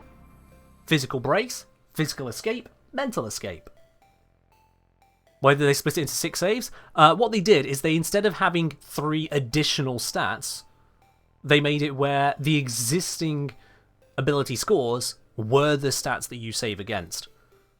So rather than a fortitude save and a player going, oh, okay, so is that my strength or my constitution? And DM say, well, it's the highest of the two. And they go, oh, okay, so I have to compare 2 numbers to see which is bigger. Oh, that's so complicated. They went, nope, you just look to the name of the thing that was the thing. A constitution save uses your constitution. Your strength save uses your strength. Which is simpler if we are worried about making it simple enough for a 5-year-old. I gotta say, if someone struggled with the concept of fortitude, they also struggled with the concept of attack rolls. So I do think it was a shit change. I do think it was a shit change, because it now creates the whole, well, what's an intelligence save for? And the way they got around that is that there are very few strength saves, very few intelligence saves, and very few charisma saves. Instead, primarily the saves are dexterity, con, whiz, which roughly matches to reflex, fortitude, will.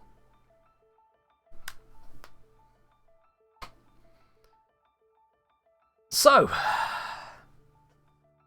as a creator of these things then, do I focus on the core stats and leave the dead stats to be dead stats, which then creates dead stats? Or do I also shape things to those perhaps more correctly applied stats, which then may overly punish dead stats, whereas in previous editions it didn't? And it wouldn't be so bad if the 6 saves were well defined. Strength is well defined compared to dexterity. Strength, you're being strong. Dexterity, you're getting out of the way. Constitution is well defined. Yeah, it's your body just kind of resisting the hurt that's already there. You're not physically bracing. It's not your muscles that are doing it. It's your metabolism. It's your immune system. That's your constitution holding on there. Charisma being your place in the universe, I guess. It's never really described. The books never describe what the saving throws really should be for, in broad words. So it just kind of ended up being that.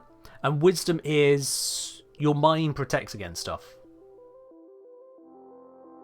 So what's your intelligence save?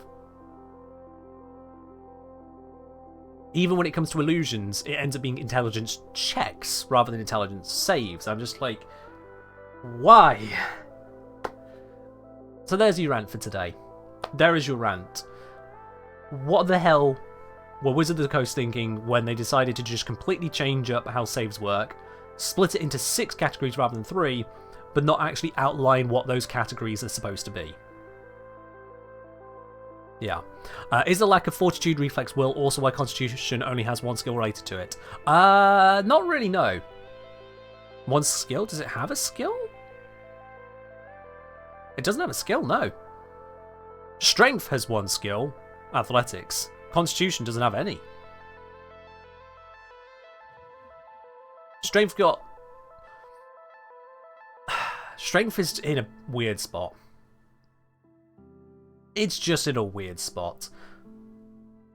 Yeah, strength gets one skill, and part of that is considered a buff, because for dexterous characters, they need loads of skill proficiencies to be good in all their skills, whereas for strong characters, one skill proficiency, and they're covered.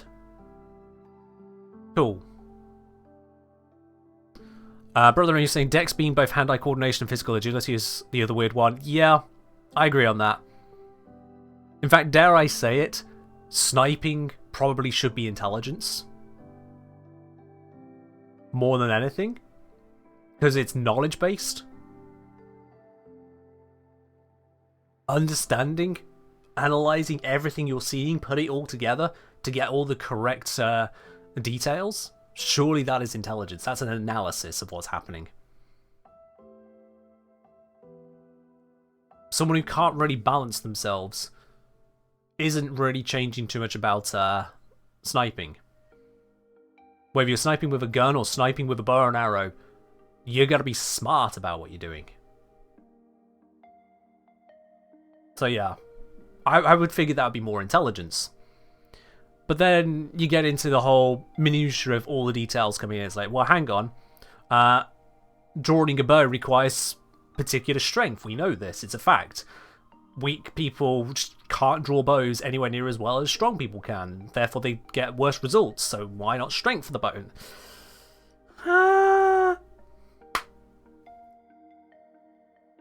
Brother only saying sniping in the real world isn't really knowledge-based. It's more perfect physical control.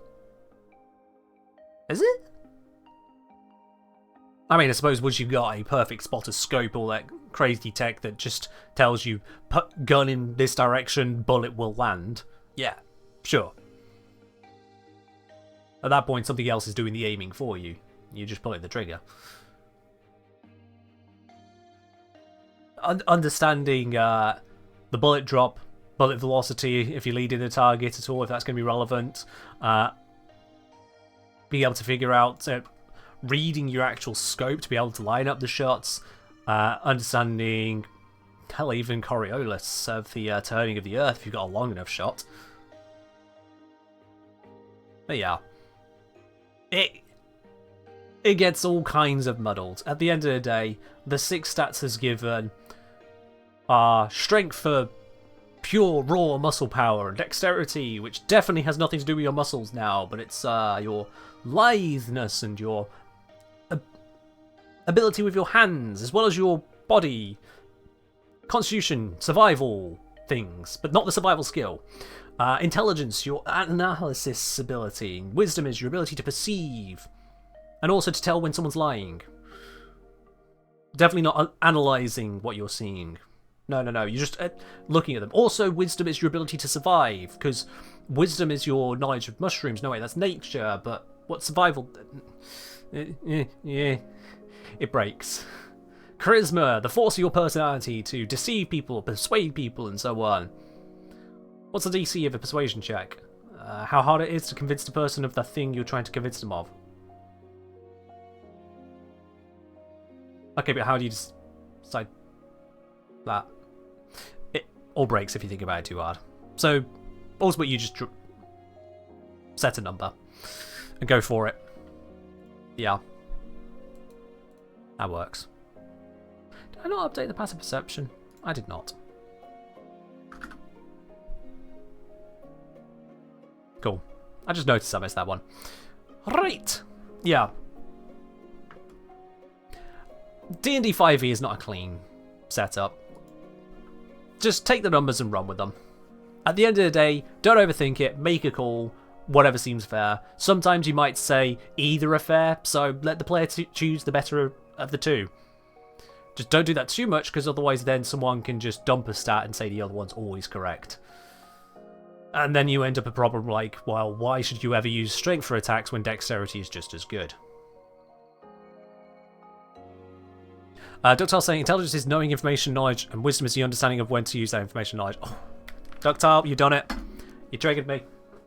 Alright. That's it. That's it. I'm getting the book. You done it. Another person talking out of their ass, not reading the damn book, and just quoting something they saw on a bloody meme on the internet. Here we go. Let me find the bloody page for you, seeing as you don't want to do it yourself. I'm hamming it up. It's alright. No problem against you, but you did probably just read a meme and think you knew it. The words don't match the game, which is why simple language doesn't work. You have to use technical language. Where is it? There's a section on the bloody ability scores. Have I scrolled past it? God, for such an important thing, you'd think it'd be easier to find.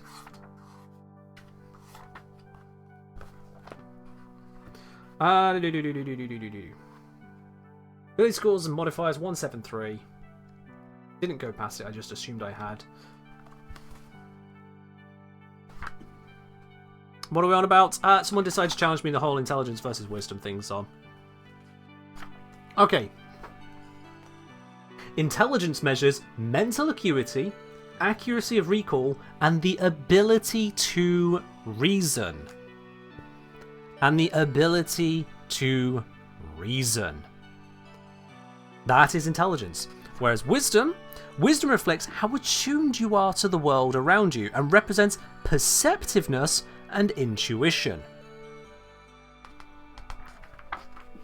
So, intelligence check comes into play when you need to draw on logic, education, memory, or deductive reasoning. The arcana, history, investigation, nature, and religion checks reflect aptitude in certain kinds of intelligence checks. Whereas a wisdom check might reflect an effort to read body language, understand someone's feelings, notice things about the environment, or care for an injured person. Why the fuck is it care for an injured person? This is why people have the difficulties with this goddamn game. This is why. Hello, Penguin. This is why. This is why. Animal handling and insight are reading body language and understanding someone's feelings. I get it. We'll make that one wisdom. Then you have perception and survival, which is noticing things about the environment. Spotting, basically. Looking, listening, smelling, feeling the air, using your senses. Medicine is not insight and instinct. Medicine is damn well studied. Why the hell was that made wisdom and not intelligence? I don't know. That's stupid. But I have quoted my sources. I would like to make it very, very clear that, referring to the typical internet memeage, intelligence is not just knowing information, and wisdom is not simply understanding when to use that information. Far, far from it. You'll come across things that say intelligence is knowing that a tomato is a fruit, and wisdom is knowing not to put that in a fruit salad. No. No. No. No. Smarts versus street smarts? That's as close as you're going to get, I suppose. But more simply, understanding versus observation. If you can't see something, but someone explains it to you and you understand what it is, you've used your intelligence. If you can see something, but you still have no idea what you're looking at, your perception, your wisdom was successful, but your intelligence didn't succeed. Wisdom is awareness, is perception. Intelligence is understanding, or recall if needs be. But again, there's crossover because, god damn it, why? Medicine is wisdom? What? It doesn't make any sense. It's bad enough animal handling is wisdom. What are we terming animal handling? If we are calming a creature down, how is that not charisma? What's your favorite kind of tea? Ghost of 95, thank you very much for subscribing to 11 months. My word, now that has been a long subscription there. Ghost of 95, thank you very much. And my favourite tea right here, English breakfast with a little dash of milk. Cheers. Jace is saying maybe because medicine relies on observing and interpreting the signs, since you can't just break out fancy MRI. Ah, interpreting. Intelligence. You can look at all the symptoms in the world and go, yes, you are sick. That's not medicine. Someone who is able to practice medicine cannot observe any of the stuff, just be told it, and they'll know the answer of what to do. That's intelligence. That is intelligence. I will say, I think the primary confusion comes from the fact they called it wisdom. Yeah, they called it wisdom. They made it mostly focused on perception. Then they brought in insight and, understanding body language, analysing body language. And it's like, aren't we crossing over into something there? Picking up cues and clues on a person for seeing if someone is lying to you. Yeah, I'll take that. Absolutely, that is perception. Noticing someone's tells. It is notice. If you use the word notice, that is an observational trait. Wisdom. Or awareness. Perception. Observation. How much is this a shitty holdover from older editions? Oh, all of it.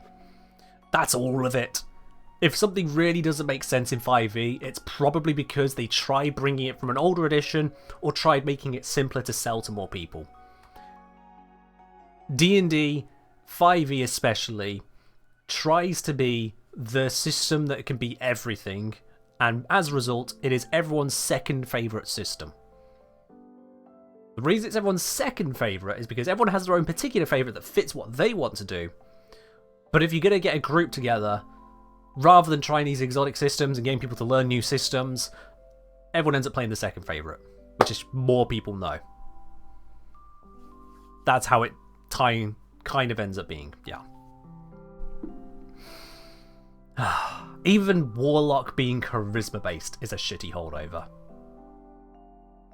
Just I'm going to say, Ketchadea, what do you think about my personal stat spread for intelligence casters? High intelligence, low wisdom, since I write them as neurodivergent. People lose track of the world because they're studied. College is a good example. I wouldn't say that neurodivergent people have to have low wisdom. No. I think that is a complete oversimplification of the individual at hand there. Low wisdom can be part of neurodivergence, but it is not required or a specific part of it. If anything, a number of neurodivergent people can be more aware of the world, of all the details, the feelings, the sounds, the lights, everything involved. It can be too much. So one person being neurodivergent and having low wisdom does not mean neurodivergent means low wisdom. Correlation, not causation. Two different things. Are you incapable of noticing people's cells? Gorilla, according to ongoing research, I would have to speak to the person doing the doctoral study on that for more clarity, but according to ongoing research, you might actually... It's possibly more along the lines of you are incapable or less capable of noticing the tells of neurotypical people. Because there are studies being conducted that are finding that neurodivergent people are actually more able to understand the tells of other similarly neurodivergent people than neurotypical people can. There's one to bake your noodle. Is it an incapability, or is it you're reading from a different manual? Yeah, Gorilla, yeah. That's what the research seems to be coming towards. That's what the research seems to be pointing towards. Which would indicate why birds of a feather stick together also applies for neurodivergence. Because, well, if you simply understand those people on a fundamental level better, you're going to get along better. It's not just, oh, we're all different, so I guess we'll stick together. Here's someone who actually speaks a normal language, a normal body language. Hi, finally. Different, not broken. So no, neurodivergence does not have to mean low wisdom. You may be low wisdom and be neurodivergent. You may be neither of those two things. The two are not intrinsically linked. Bake your noodle on that one. How about we talk about Mesa Master? I wrote the title Mesa Master and have done absolutely nothing other than rant since then.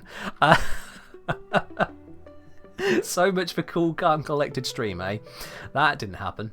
Let's see. I did the pluses. Yeah, I can see... Let's see. The total on the pluses, just confirm. 1, 7, 10, 14, 17, 16. Yeah, I've done the pluses. That's what I did. Alright. Okay. Let's work on the other stats then. So, AC for a challenge 14 should be 16, which matches the dex. Cool. Hit points. We'll be aiming for around about roughly 210. That's the aim here, roughly 210. 210 divided by 7.5 would be 28. Oh, that's a nice clean number. That doesn't happen often. 28 d8 plus 3 lights, so that is 84. Boom. That was nice and easy. We got the saves. Yeah, I added in that as well. Good. So got the dex save. We decided, yeah, Mesa gets the dex save. I argued that's what it was. Someone suggested intelligence save, and then I ranted about what is an intelligence save actually going to do. Right. Okay. Ghost95 asking, have I done other frames or is Mace my first? I mean, this would be a crazy one to do first, but Ghost, you ready for this? Make sure you're watching your screen. You ready? 3, 2, 1.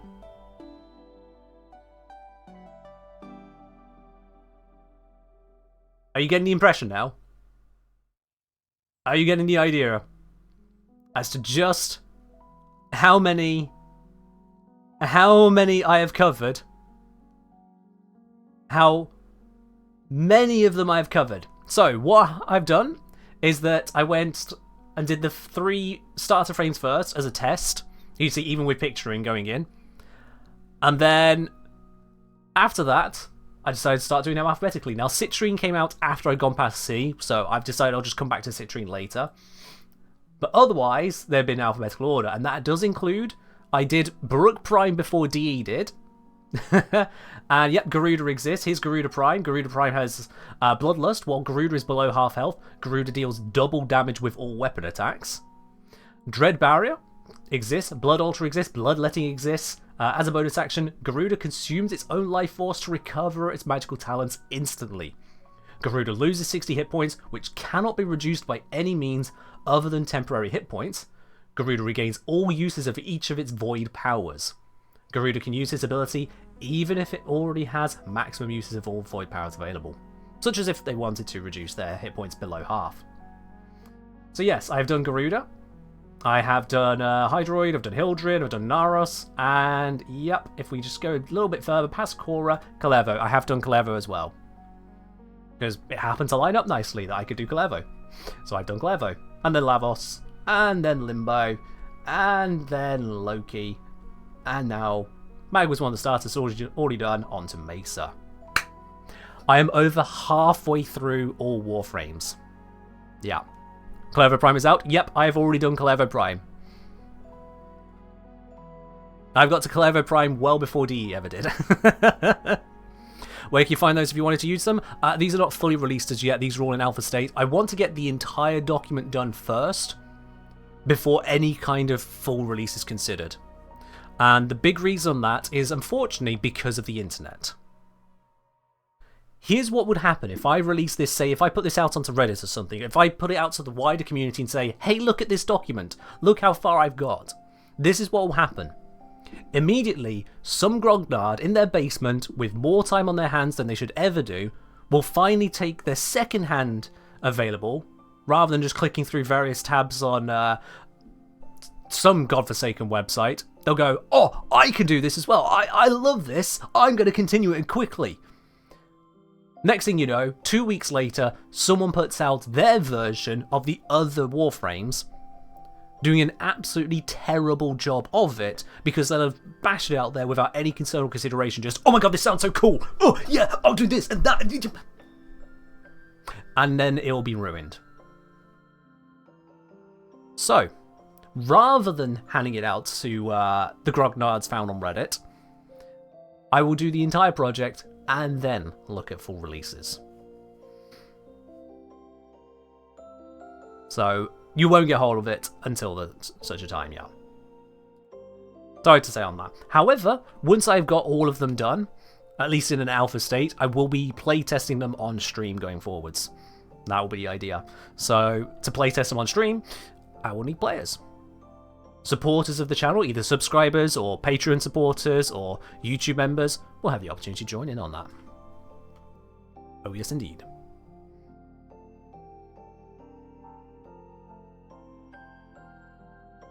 Is there a better Warframe than others? The design is to make it where Warframes come in 4 tiers. So they've got Initiate, Adept, Master, Prime. Initiates are always going to be tier 1, so roughly level 4. Adepts are roughly level 9, Masters roughly level 14, and Primes roughly level 19. That's how I balance it out. That's how I balance it out. And I don't just do these on stream. The last one I did on stream was Ivara. If you go through the alphabet, you'll notice there's a few frames between Ivara and Mesa. So I've done a number of them off stream as well. Anyway, if I'm ever going to finish this one on stream, I do need to focus a little bit here. So, let's see, Perception, so that is now a +8. Religion is now a +9, yeah, numbers. Sleight of Hand is now a +11. I'm not going to give Mesa another skill because they've got Dexterity Save and Wiz Save, which are 2 strong saves, so I'll just leave them at that. Passive Perception is 18, and yeah. Focusing overrated, tell me your favourite colour palette from Warframe. Orokin. That was easy. Moving on. Once per turn, Mason made a jump into a bullet jump, jumping as if it had run up while able to cover twice the distance. Distance vertical is strength score +3, so 1 + 3 is 4, 4 doubled is 8. Wait, did I not do the... I didn't do these ones on this one. You are 6, you are 22. Right then. And the horizontal is double the strength score, so 13 becomes 26. There we go. Beautiful. Whereas I'm disappointed you did Lavos without us. I know how much she loves to gush about his powerful kit. I mean, Gorilla... in D&D, do falls happen instantly? Kind of. If you start falling, you will fall instantly to a maximum of 500 feet. If you would continue falling, you would continue falling at the end of your next turn for another 1,000 feet, and it's 1,000 feet thereafter because you reach terminal velocity. So, kind of, yes. Most things... If you're falling 500 feet, you're dead, pretty much. It takes a high-level character to fall 500 feet instantly and not die. Yeah. All right, you want to peek at Lavos? You want to peek at Lavos? Let's grab Lavos real quickly here. How about Catalyze? Lavos gathers and propels outward a ring of burning vials, brimming with alchemical compounds. I do like big words like brimming. Really giving you the idea. The vials hover above the ground, travelling up to 75 feet horizontally away from Lavos, bathing the whole ring in the incendiary compounds. The ring bypasses non-magical obstacles. Hostile creatures caught in a ring must make a dexterity saving throw, DC 20. On a failed save, a creature takes 26, so 4d12, fire damage and 26 infusion damage. Yes, Lavos has infusion in Warframe and in D&D. Both damage rolls are increased by 2d12 for each unique spell cast by Lavos that has affected this creature in the last minute. So if you hit them with Ophidian Bite and Vile Rush, and you hit them with Transmutation Probe, the damage of both infusions will have increased from 4d12 to 10d12. On a successful save, a creature takes half damage. And that's it. That's all Catalyze is. No burning over time, no additional elemental weirdness because D&D doesn't really handle that very well. Just a lot of damage, which scales up massively if Lavos has thrown other spells out first, which also means the DM will want to use the other spells first. Balance. Oh, I've just noticed there is a bug on this. I'm going to fix that bug. Now I've just noticed this bug, I'm going to fix the bug. There is a layout bug. Damn it, damn it, damn it. Stupid. Let's grab you, and hopefully this breaks nothing. It broke nothing, good. Alright then. Layout bug fixed. Whew! Alright. Okay, that was enough of that. So that's Lavos for you. That's Catalyze. Lavos' 4th ability, available only on the Prime. Yes, I also have Lavos Prime ahead of everyone else. Boom. So, Mesa Master. We got the jumping. Mesa deals additional, we're going to say now 4 damage, because that's getting off intelligence. We'll figure out all the numbers in a moment on that. Ballistic Battery we'll leave as is for now. Shooting Gallery we'll leave as is for now. We'll figure out if any of that needs to change in a moment.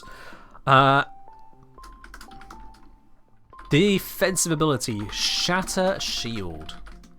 There we go. Hello, Death Reaches, how you doing? So, this is going to be a spell. This one...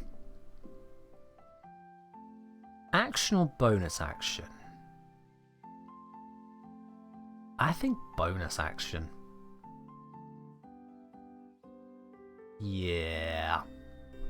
1 bonus action. That way Mace can also attack after using Shatter Shield. But can't cast a spell after using it. Bear that in mind. And will last for 1 minute. In D&D, we don't need to go all kinds of weirdy schmirdy times. 1 minute is used because that's 10 rounds. So typically you'll make spells last either instant, a round, 10 rounds, an hour, a day. Nice simple blocks of time. So that's why all of these end up being about a minute. Rather than going, oh, well, this one's 6 rounds and that one's 9 rounds. Doesn't work. Coding Master into D&D? Exactly, yep. I'm typing up the pseudocode to make it good. Now, Shatter Shield. Shatter Shield, does it have much of a an explanation? Does it have a detail? Mesa envelops herself in an energy shield.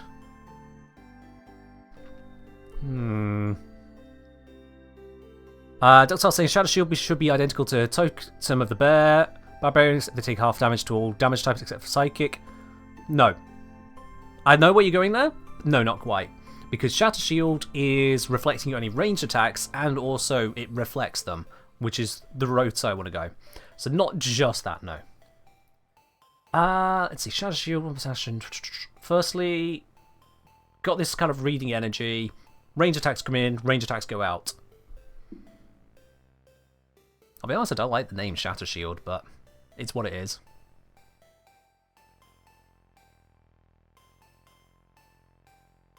What kind of imagery do we want to invoke for this? We've got a necrotic field, which absorbs damage to unleash later. We've got screaming embers. Wraps herself in abjuration shield spell. That's not really much of a description. It doesn't tell DMs and players alike what they're seeing. That's the kind of notes you'll see just on the tags of a spell. Light aura. Light's intangible. Light is too intangible. Let me think.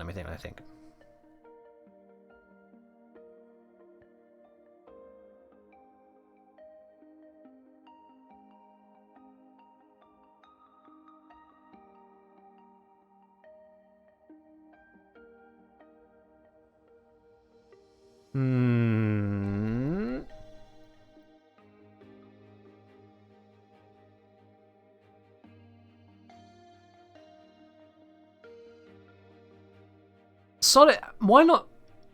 Similar to Hellish Rebuke, why not let's just wreathe her in fire? Just wreathe her in living flames.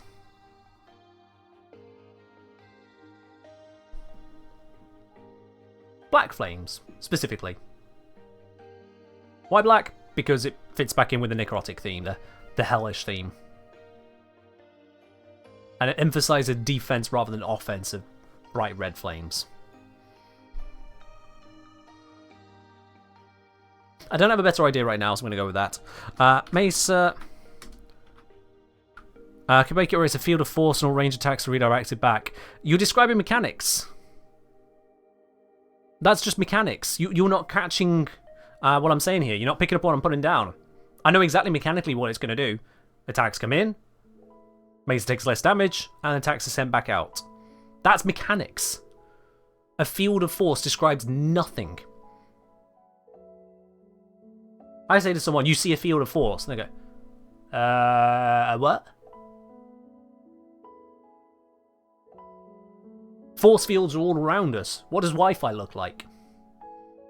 What does gravity look like? You want to describe something, give some juice. Shimmering light that reflects around a body, noticing that even the light from the sun reflects off a body. Why would the light from the sun reflect off a body? Aside from light from the sun travels over time, that gives it a mirror approach. Shimmering light, reflecting the sun. Also, what if there's no sun? Encounters can happen where there's no sun. Is that not how Shatter Shield works? Shatter Shield has a visible effect on Mesa in Warframe. Also, by the way, Mesa doesn't gain fire damage from shooting gallery, and Mesa doesn't create a decaying field with ballistic battery. So we are deviating from those anyway. But Shatter Shield just... You turn on an ability, and you appear to have an ability, and then there's just a visual effect of some kind to tell you it's active. It doesn't really explain anything about the ability, and just there is light. Well, that's what God said day one, and then God went, you know what, that's a bit basic. I need to do something a bit more involved than just let there be light. And so started working on more interesting things. God, I'm even quoting the Bible now. So, no, I'm going with the Reeved Flame. Mesa reaves itself in inky black flames, clinging to its form. When I say description, this is more what I mean. Wreath. The very word wreathe. That kind of swirling nature of something to wrap around. Inky black flames doesn't make sense, so it conjures a much more magical approach to it all. Clinging to its form, helping to understand these flames aren't licking off and shooting around. These are staying on Mesa, wrapping around it. Am I religious? Everyone's religious in some way or another. Everyone has a faith. Everyone has something they believe in. Even if they believe in a bleak natural order with no guiding hand, everyone has some kind of faith. Is my way of deflecting that question.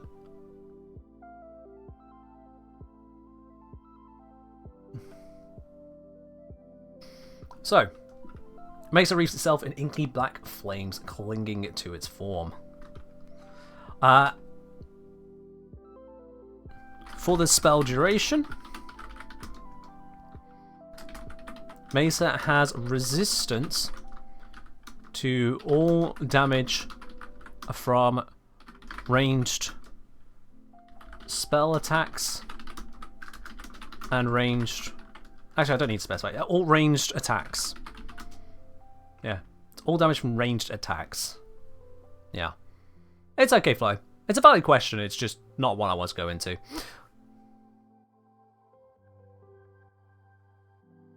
Basically. Would AoE saves? I think Mesa gets that. Does Mesa shooting? Not shooting Gary. Shatter Shield. Shield reflects hit scan bullets back to the attacker, but deflects non-hit scan projectiles randomly up to 45 degrees. Damage reduction. Diverse gunfire is physically redirected. Knockdown caused by radial blasts will bypass Shatter Shield. Shatter Shield does not protect Mesa from area damage or melee attacks. So yeah, I'm going to go with no on that then. Yeah, I'm going to go with no. You're curious since 90% of wizards use Fireball? Yeah. And Mesa is going to be at risk from Fireball. Mesa does already have a +11 to Dexterity though, Gorilla. Mesa already has a Dex save worth worrying about. Let's see, a challenge rating 14, a wizard should probably have a intelligence of 20. They'll have that when fighting a challenge rating 14 enemy. Wizard might be like level 11. So at level 11, they are going to have, what's that, +6? +5? +4? Yeah, they'll only have a +4 proficiency, yeah. So, +4 proficiency, 5 from intelligence, 9, so 17, DC 17. Mesa would pass the save against Fireball on a 6. Might want to specify that in description? I did, Gorilla. I did. Ranged attacks. It is up to the DM to learn to read. Ranged attacks. Not damage that comes from range, ranged attacks. Technical term. If a DM misreads that, that's not my fault at that point. The whole point of technical terminology is that we can keep things condensed.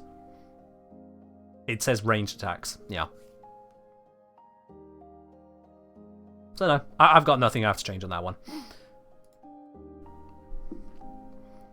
Airfare? Air yourself! Your screen frozen a very flattering image? I mean, every image of me is very flattering, let's be real now. I lucked out. The least humble thing I've ever said. Anyway, Mesa reaves itself in inky black flames, clinging to its form for the spell duration. Clinging to its form. For the spell duration, Mesa has resistance to all damage from ranged attacks. When hit by a ranged attack, the flames lash out at the attacking creature.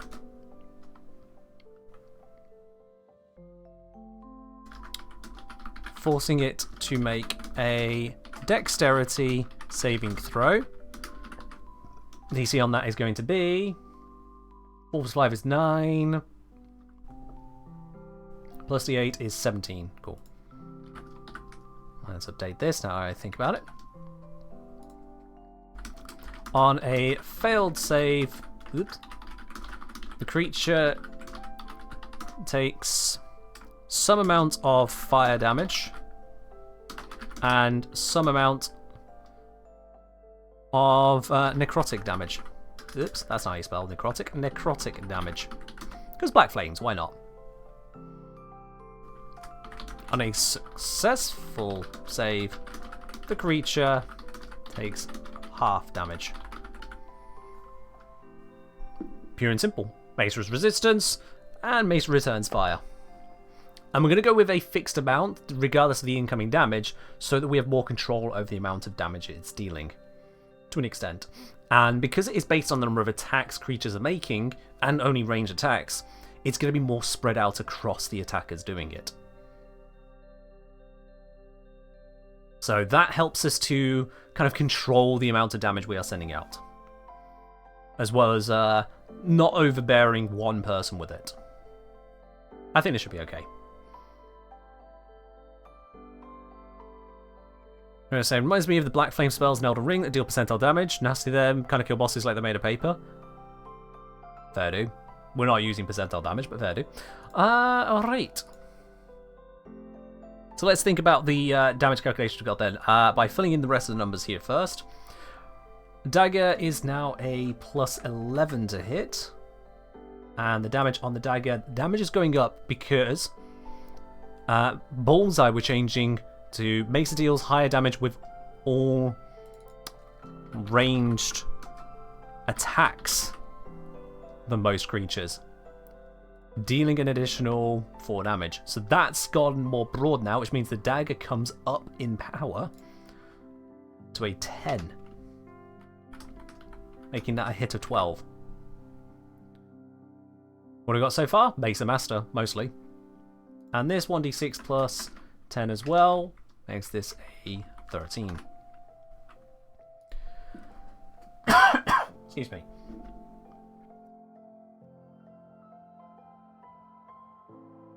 Okay. So, with that, the damage per round that we get at the moment from hand crossbow, let's say...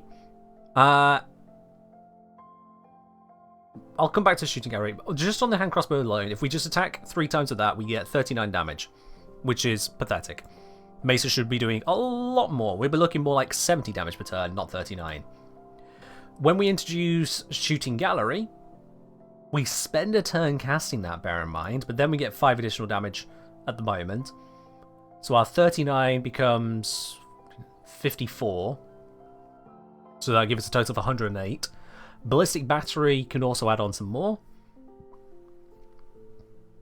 So that would be 15 extra damage thrown in there somehow. So it's 100. Let's see.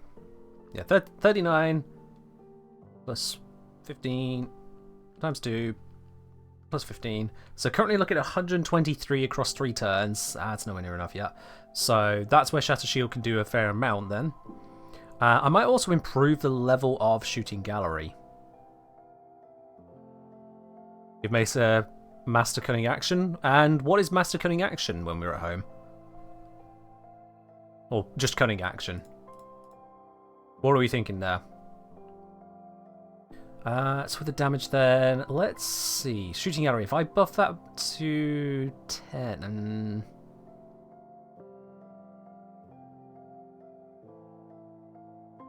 If I buff that to 10, Mace would deal an additional 60 damage, bringing us up to 60 per round, roughly. Yeah, equivalent to 60 per round. Which is still not too high. We might get away with that. But putting it onto other characters as well. Let's make that... Let's make it 7. I'm going to make Shooting Gallery just slightly stronger. So 5th level spell instead of 4th level. And it adds on 7 damage rather than 5 now.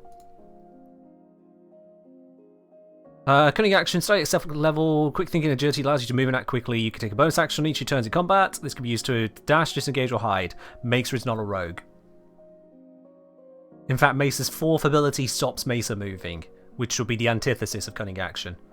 Mesa also isn't focusing on any kind of dagger action. It's all ranged attacks, and then buffing those. Mesa is not using stealth. Doesn't even have proficiency to it.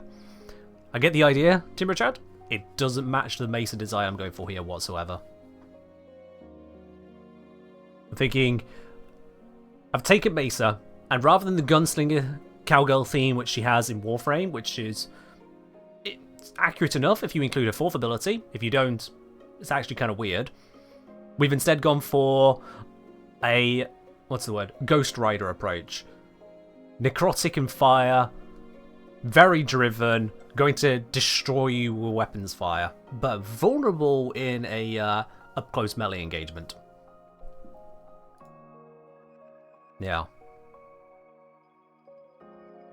So disengage would be an antithesis to that. Dash, Mesa's not mobile, antithesis there. And hide, Mesa isn't trying to be stealthy, so none of that connects. Nice idea. Not the right character for it. With the Shatter Shield then, thinking about the amount of damage we've got here, I'm actually going to skip the Necrotic. I'm going to skip the Necrotic. A nice idea thematically, but the reason is I don't want to go too heavily on the fire damage here. So I'm actually... Let's start it with 1d6. Let's think about this. Group of 4 characters. Fighter, Rogue, Cleric, Wizard. Your typical setup. Wizard's going to be using a spell. Rogue, a range attack. Fighter, a melee attack. And then Cleric, some kind of debuff. Let's imagine it that way. Of that then, only range attacks are going to affect the Shatter Shield or trigger it. And then of that, we're saying that only 1 in 4 are actually going to be using range attacks. Certainly at this level. Which means that Shatter Shield's only going to lash out occasionally of all the damage that is incoming.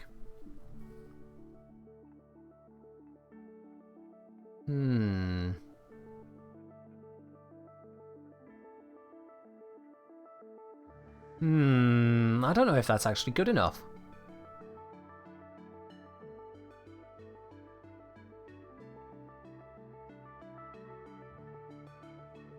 I don't think that's good enough.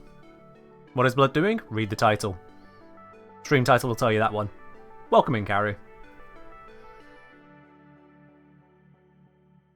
Yeah, this isn't good enough. I need to expand it to cover... I need to expand it to cover spells. I don't want to cover AoE spells. I also don't want it to cover debuffing spells. But I do want to cover direct damaging spells.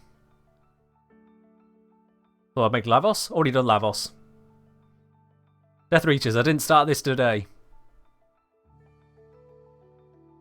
Lavos. Already done. As well as loads of others. Like, I'm over halfway through all Warframes. I love being able to say that now. Finally, over halfway. So, yeah. Okay. Makes resistance to all damage from... range attacks and non-area spells. Non-area spell damage.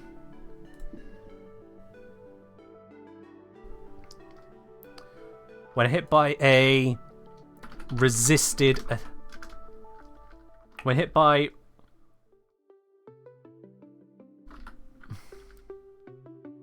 a resisted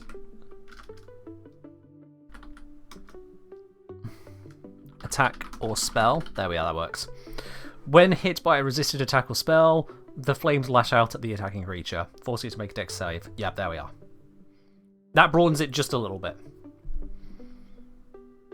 Yeah. Have I done Eurali? No, I haven't. Eurali will be much further down the list. The only exceptions to the alphabetical list so far are Vault, because I did the 3 starter frames first, and Citrine, because Citrine came out after I'd already gone through the letter C. Why so low damage? Still figuring it out. Still figuring it out, Timber Chad. But it's definitely going to go up a lot more. So it just doesn't cover enough. Right, if we work on the assumption that it's going to lash out... Let's work on the assumption it's going to lash out twice per round. So that might be 2 characters making 1 attack, or 1 character making 2 attacks. Let's run on the assumption that it's going to lash out twice per round, and factor that into Mesa's damage. Turn 1, Mesa casts Shatter Shield. No. Turn 1, Mesa casts Shooting Gallery, which is an action. 0 damage that round. Round 2, Mesa then activates Shatter Shield and also uses the Hand Crossbow.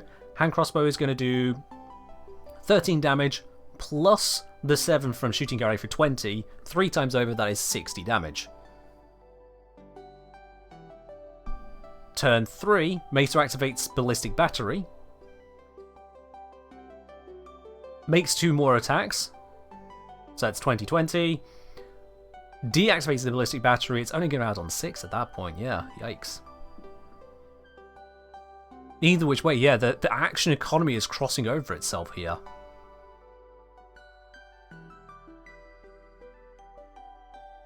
Because these are a mixture of buffing abilities.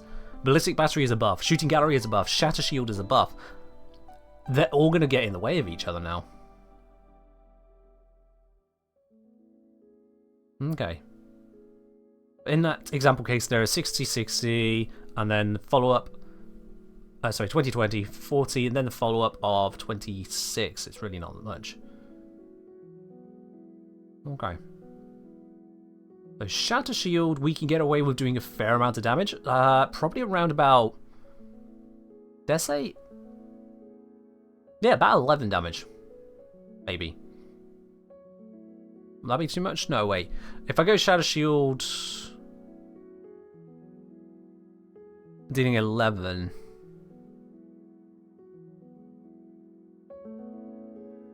that could work out, yeah. Let's go for 11. Which would be 2d10. fire damage. I was saying you could change it from resistance, something like what the Goliath had as a racial ability, reducing incoming damage with a specific dice pool. I could. I'll be quite honest, I prefer just flat resistance as an overall thing because it's just basic for all DMs. Just halve a number. Can we just tell Shattered Shields be more defensive, not worry about the damage, give us some survivability? Would that be viable? We could. But then we need to find the damage elsewhere, Esprit.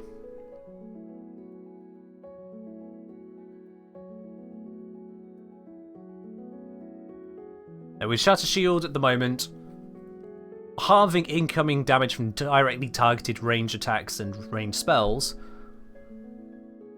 but also then returning fire really punishes ranged attackers without telling them they can't play. They can play, but they have to bear in mind they need to then dodge out of the way of the incoming return fire, i.e. their dex saves. Which players can buff their dex saves so they get extra benefits. They can use fire resistance to resist the incoming fire damage. They've got play, counterplay. I prefer there to be more play and counterplay with stuff. It's just trying to make sure that it's balanced. This one's going to need playtesting as hell. It's hard to get the feel for the numbers because of the action economy. It's going to need playtesting. What I can do then... How about low damage but it's unavoidable? But then there's no interaction. If there's no save whatsoever on it, we're taking away options a bit.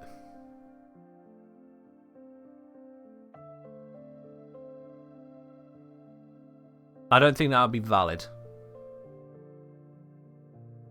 was like, let me check. Hellish Rebuke, which was something I had in mind as a similar comparison here. Hellish Rebuke. When a creature attacks you, creature must make dex save. It takes 2d10 fire damage on a failed save or half as much on a successful one. Yeah. Hellish, that's actually the same amount of damage. It's just that Shatter Shield has an unlimited range. Shatter Shield works against range attacks and range spells, whereas Hellish Rebuke works against any amount of damage, any sort of damage, but it's only within 60 feet. Okay, so Hellish Rebuke is better in that sense.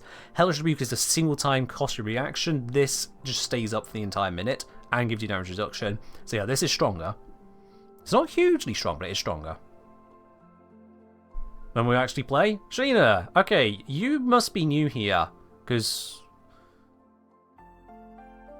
I'm making D&D monsters. It literally says that in the title. Like, not sure why you're coming in quite so entitled. Quite frankly. Death Reaches, admitting I've never played D&D. Oh, fair enough. Fair enough. Can't really say anything to that. Making but not playing? Yeah, I'm making all of them. And then once I've made them all, which is going to be not today, these take a while to make and balance, then supporters of the channel will have the opportunity to join in on playtesting them once they're out of the alpha state. But if you came here just because you saw Dungeons & Dragons and went, oh, yep, there's going to be a campaign running, sorry, I'm going to completely disappoint you. There is not. You're in the wrong place. If you're looking for campaigns, scroll through the category. There'll be someone who's doing one. Some people sat around a table going, right, okay, whose turn is it again? There'll be someone for that. You might notice that I will watch D&D streams. They actually bore me, to be quite honest. Most of them do, anyway. Alright. In terms of damage balancing, I think we mostly have it there. But no, I'm going to give Mesa a bit more. Because of that action economy, I'm going to give Mesa a bit more. Mesa is going to get legendary actions. It's always a tough call whether or not to give legendary actions to a particular character or not. Not all Warframes are going to get them, but Mesa, I think, needs one. Mesa needs the extra oomph behind her. So copying it over from Loki, but changing it up. Mesa is legendary actions. Mesa regains sprint actions at the end of its turn. So whatever reposition will have detect. Mesa capital. Mesa makes a wisdom bracket perception Check. Loki's legendary actions. Loki Prime, Loki Master, yes. Fun fact on Loki's ones. Actually, you can see here because I've not finished changing it over to Mesa. Loki has the ability to make an attack with every single legendary action. So Loki can attack, I think it is... Oh, let's have a look here. Yeah, Loki can attack 6 times per round. Loki Prime can. And Loki Master can. Loki can make a lot of attacks. Loki has a whip, Loki has a short bow, Loki also deals additional psychic damage. Yeah. Loki's gonna make you regret existing. Also, Loki can make you forget that you have your weapons. Come on, I've got to bring this up. Radial Disarm. Come on, then. Loki spreads a wave of confounding energies in a sphere around it. All hostile creatures within 100 feet must make a wisdom... Did I put Anne? Oh, for goodness sake, Ken. The hell? Let's fix that typo. Anyway, all hostile creatures within 100 feet must make a wisdom saving throw DC 19. On a failed save, the creature drops any weapons, tools, shields, and magical foci it is actively holding, becoming disarmed and convinced the items have vanished. The creature may still draw new equipment if owned. Additionally, all traps in range not created by Loki or its allies become disarmed until repaired. If an affected creature fails its saving throw by 10 or more, the creature is fooled into believing it is incapable of making any ranged attacks. Each affected creature may reattempt the saving throw at the end of each of its turns, ending the spell effect on itself on a success. The repeat saves cannot change the severity of the spell effect otherwise. So there's none of that, oh, was it, if I go below 10 this time, is it even worse? No, that doesn't happen. Once the spell effect ends, either by a save or at the end of the duration, the creature instantly becomes aware that it dropped the equipment and where it dropped it. Does that capture Radial Disarm? John Beast asking, are you making all these for fun, or are you planning on using them, giving them away to others in the future? I am planning on using them in the future, and also I am looking to make them available to the wide world in future, once the project is complete. Yeah. Gross saying, so different to Warframe, that's more fair to D&D parties. I mean, is it that different? If you fail your saving throw by 10 or more, you not only lose whatever you are holding, and it's just gone, at least as far as you're concerned, it's gone. You believe that you physically cannot make ranged attacks. You are restricted to melee, because what else can you do? You physically believe it's impossible to do anything of the melee. Warframe enemies can't rearm. Granted, Warframe enemies can't be rearmed. That's why it's got that save by 10.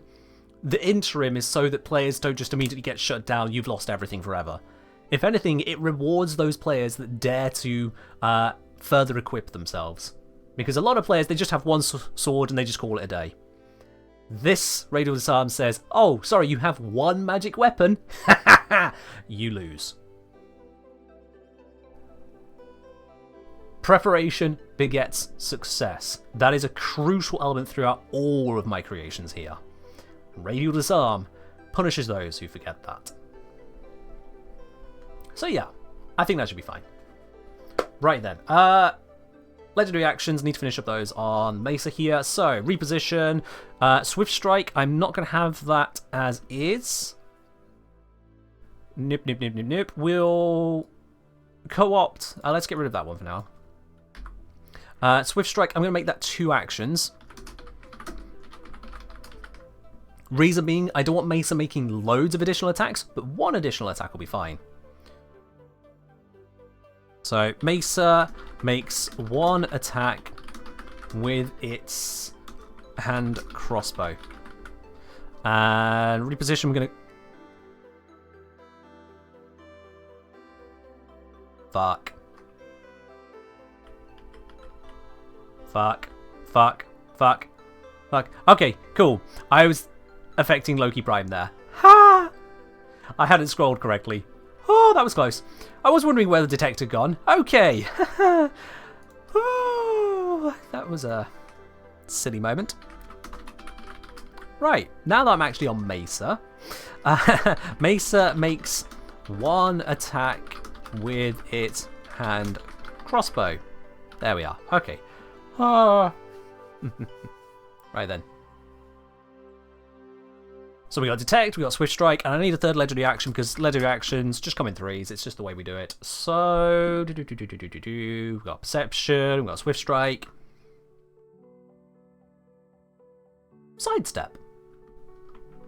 Mesa's not particularly mobile, but Mesa's Waltz does allow a little bit of mobility. Let's give it to Mesa Master so that Mesa Prime can then also use it once we create Mesa Prime. Sidestep.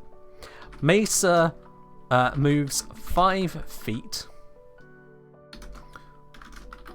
without provoking attacks of opportunity. Sidestep.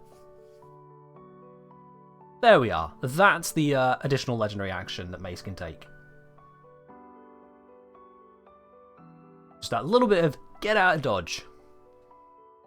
Which, if the melee attackers come right up next to Mesa, Mesa takes one step to the side. Mesa now no longer has disadvantage on range attacks. Right, 10 feet would be more reasonable for a DM. Why would that be more reasonable? You might be correct, but why? Why would that be more reasonable, Gorilla? A range focus? Okay, so again, why would that be more reasonable?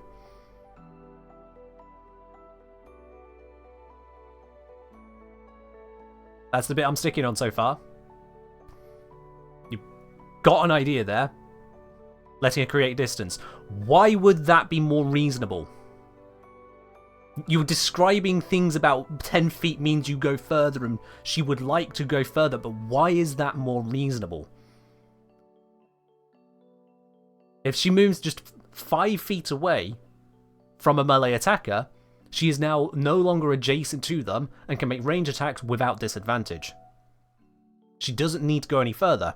If her enemies, the players, have got her into such a position that she needs to move more than 5 feet to be safe, that is her problem. She has now been countered. So why would it be reasonable for her to move 10 feet rather than 5? Because that was the phrasing you used. It would be more reasonable. Why?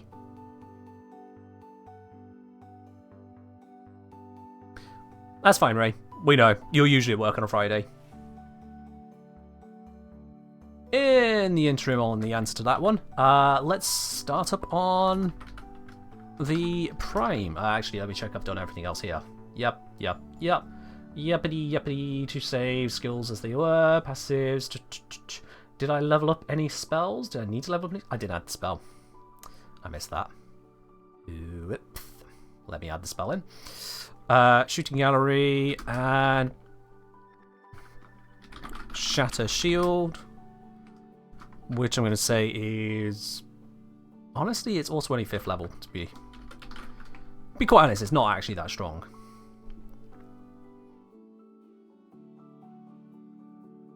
Death Reaches. Would like to help you with your confusion, but I don't know what you're confused about. So, I wish you good luck with your confusion. If you have a specific question, feel free to ask. Right then, let me just check. Damages, I think, are correct. So, +6 and the +4 from intelligence gives us +10. 24 plus 10, which is 12. 1d6 plus 10 is 13. That all adds up correctly.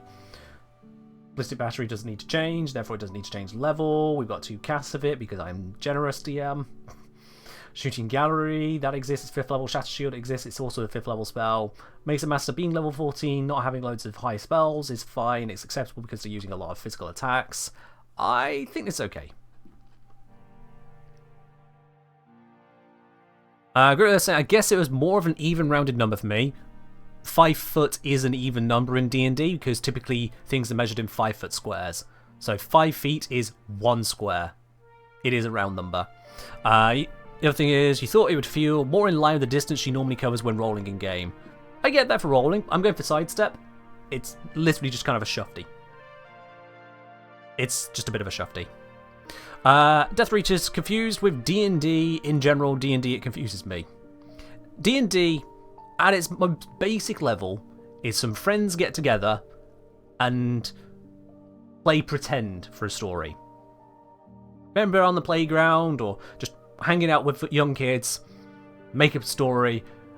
You're the cop and I'm the robber. I fire my gun at you. Ah, but you miss. Ah, well, I use my lasso and I catch you. Ah, but I squirmed out of it. But then you always have that kid who would always be immune to everything, block all the bullets, had the best lasers in the world. He was not fun to play with. D&D steps in and says, hey, how about we use some rules? So now, when the DM's Mesa says, I shoot at you, you roll a die, you add up the numbers, and then the player goes either, haha, you missed, or, oh no, you got me. Boom. That's the basic premise. The depth beyond that is, well, it's now adults playing. Or at least more mature children. Let's be reasonable now. A lot of players playing, despite their age, they could be 50, they could be 80, they still act like just slightly more mature children. But still. The make-believe has now become more involved. The story's more refined. The battle's more intricate, but at the end of the day, it is still make-believe. It's still kids taking turns to fight against this situation. Only you're not fighting against each other. The players are fighting together, and the DM isn't their opponent. The DM is simply controlling the opponents. Say if I was a dungeon master, I'm not Mesa. I'm not shooting at you. I am controlling Mesa, I am adjudicating what Mesa would do, and you, the players, are shooting Mesa. So when Mesa dies, when the players almost certainly win, because, well, 9 times out of 10 the players should win, the players are happy, and I as the DM too am also happy. Because I've given the players an engaging and fun experience. And it has been engaging and fun for me too. I'm not here to ruin the player's day, I'm here to make it interesting. And it's only interesting if things get spicy. Oh yes. Racing from Great Grandpa Koch. Sorry, how do I spell it? Koch, is that? Okay. From Great Grandpa, all men in the age of 7, the only difference is their toys become more expensive. Not too far off there, yeah, not too far off.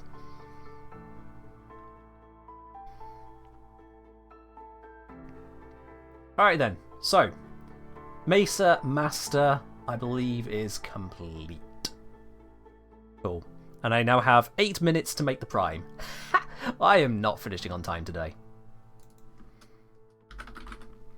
Non-related question, have I ever played Apex Legends? Yes, in fact I played it on stream. Death Reaches, ! Replay.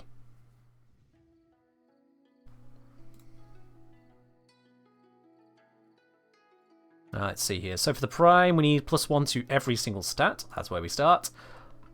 So this goes 15 for a +2. This is a +7 now. This is a +4. There you go, Death Reaches. So that is a link to all of my previous live streams, because you know how Twitch gets rid of them after like a couple weeks? I put them on YouTube, so they're never gone, even the embarrassing moments. So you can catch all the streams there, and you'll also see from the thumbnails which ones are which game. Makes it nice and easy. I have played multiple streams of Apex Legends, absolutely. Revenant's getting reworked? Yeah, Revenant is getting reworked. Revenant's first ability, honestly, it feels like it's just Vantage's first ability. I'll be quite honest. And Revenant's new passive, we're talking Apex Legends Revenant. Apex Legends Revenant is passive, kind of feels like it's Maggie's, but slightly more. Or at least one of Maggie's. There's a lot of crossover similarities there. It's Vantage's first, but without the bat? Basically, yeah. Basically Vantage without the bat. Revenant's fourth ability does sound interesting, though. It's still not quite trailer Revenant. I would imagine something more like you activate smoke mode. If you would be knocked to 0 hit points, you actually smoke cloud out like a Wraith Q out, and then can reappear. Like you arrived at a Revenant totem, but no totem play, just straight. Turn smoke, appear elsewhere. Awful. Oh, too many games! Too many games. Yeah.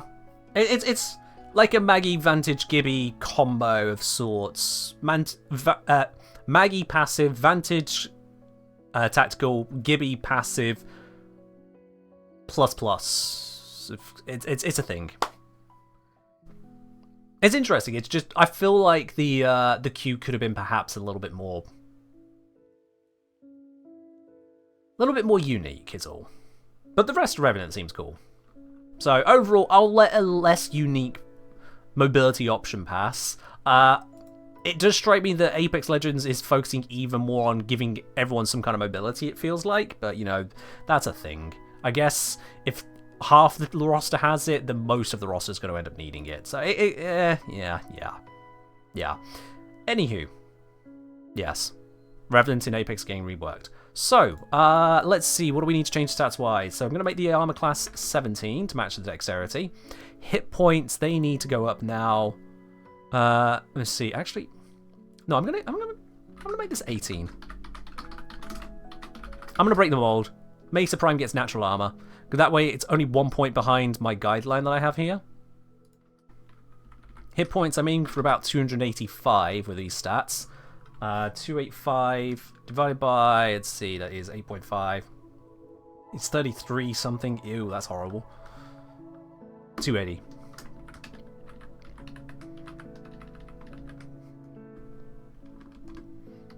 There we are. Bada bing, bada boom. Oh, shucks, we got Avara sneaking around chat. Ah, yes, there is an Avara. I almost didn't notice. There was an Avara prowling around. Esprit, I'm disappointed that you missed the opportunity to use that word. Crafts A. People just usually like to describe new abilities by saying it's like X's ability. Well, it really is. It really is. Vantage sends out where she wants to go, and then goes that way, and launches in a just pretty much go that way direction, even upwards. Revenant points a direction and goes in the direction that he points and goes. Where Vantage is different from Revenant is that Revenant can quick cast, but for less distance, and Vantage can double jump at the end of it. For slightly more distance. So Revenant can go slightly quicker, Vantage can go slightly further. Potentially, that's about it. Can we see Apex next Friday? All my Friday streams are voted for over in the Supporter Tea Lounge on my Discord. So it's a premium feature to vote for the Friday streams. Whether you are a Twitch subscriber, a YouTube member, or a Patreon supporter, any one of those gets you the ability to vote on the Friday streams. And the votes are cumulative. So if you vote for something and it doesn't win that week, that vote carries over to the next week's vote. So eventually, if you're voting for an option, it will get played. But the more people vote, the more often it comes up. Currently, is the way the votes are standing, very likely next week will actually be nicely timed in with the update to RuneScape. RuneScape's bringing out an entirely new skill next week, and it looks like people voted for wanting to see that. That's where the votes are trending for next week. But also, other votes are coming in for all other games as well on the list. But yeah, Death Reaches, it's a perk. It's a perk for supporters. Alright, yeah, Mesa, words, things, thinking, stats, right, saving throw. You know what? Someone asked about intelligence. Let's add intelligence as a saving throw over here. Also, I need to update this. This is 19, this is 22,000 XP, this is a +6 proficiency now. Yep, that's it. Hey, Death Reaches, if you're poor, that's fine. Well, I mean, you can decide whether that's fine or not. You know what I mean. It's not a problem on this channel here. You still get to enjoy what you get to enjoy. The streams will still be here, and you can still watch all the streams for free. You can still watch the videos over on YouTube for free. It just means that, well, effectively, to put it bluntly, you get what you get.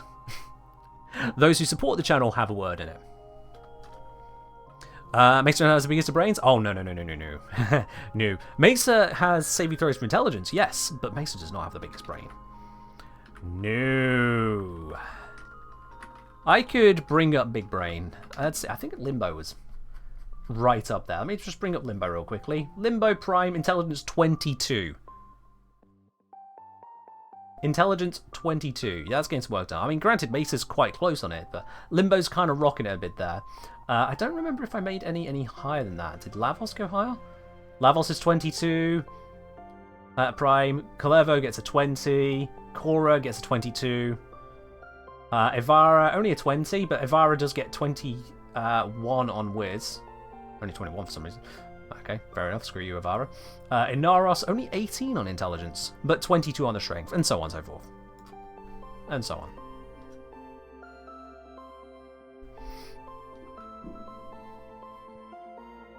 Luna Karma, cheers. Ray, your guess is inaccurate, but I'll show you what I'm actually doing with it in a moment. The frame that literally mathed himself to death has the same intelligence as Snake Man? Yes, because, well, clearly if he was very intelligent, he wouldn't have mathed himself to death now, would he? Also balance purposes. They are both heavily relying on their casting ability, so their casting ability ends up a really high number. I've made Lavos a caster-heavy frame. Which I suppose, you know, he just can be in Warframe too, so makes sense. Okay, let's make sure I got all these stats all correct. So, saving throws, skills underneath senses. We then also add in condition immunities. All primes get at least immunity to prone and restrained. Some of them get more. Prone and restrained we'll give to Mesa Prime. Mesa Prime doesn't need more than that. I will give Mesa Prime some kind of damage resistance. And I'm thinking fire. Yeah. Mesa brings Hellfire, Mesa resists Hellfire. So damage resistance is fire. It's plural even though there's only one. That's how it works. Yeah. Once per turn, Mesa may turn a jump into a bullet jump. Jumping as if it had a run up and able to cover. Primes get 3 times the distance. So that 2, 3... It was 15, and a 15 horizontal is 45. As a prime, Mesa also gets more speed, so there we go, 40.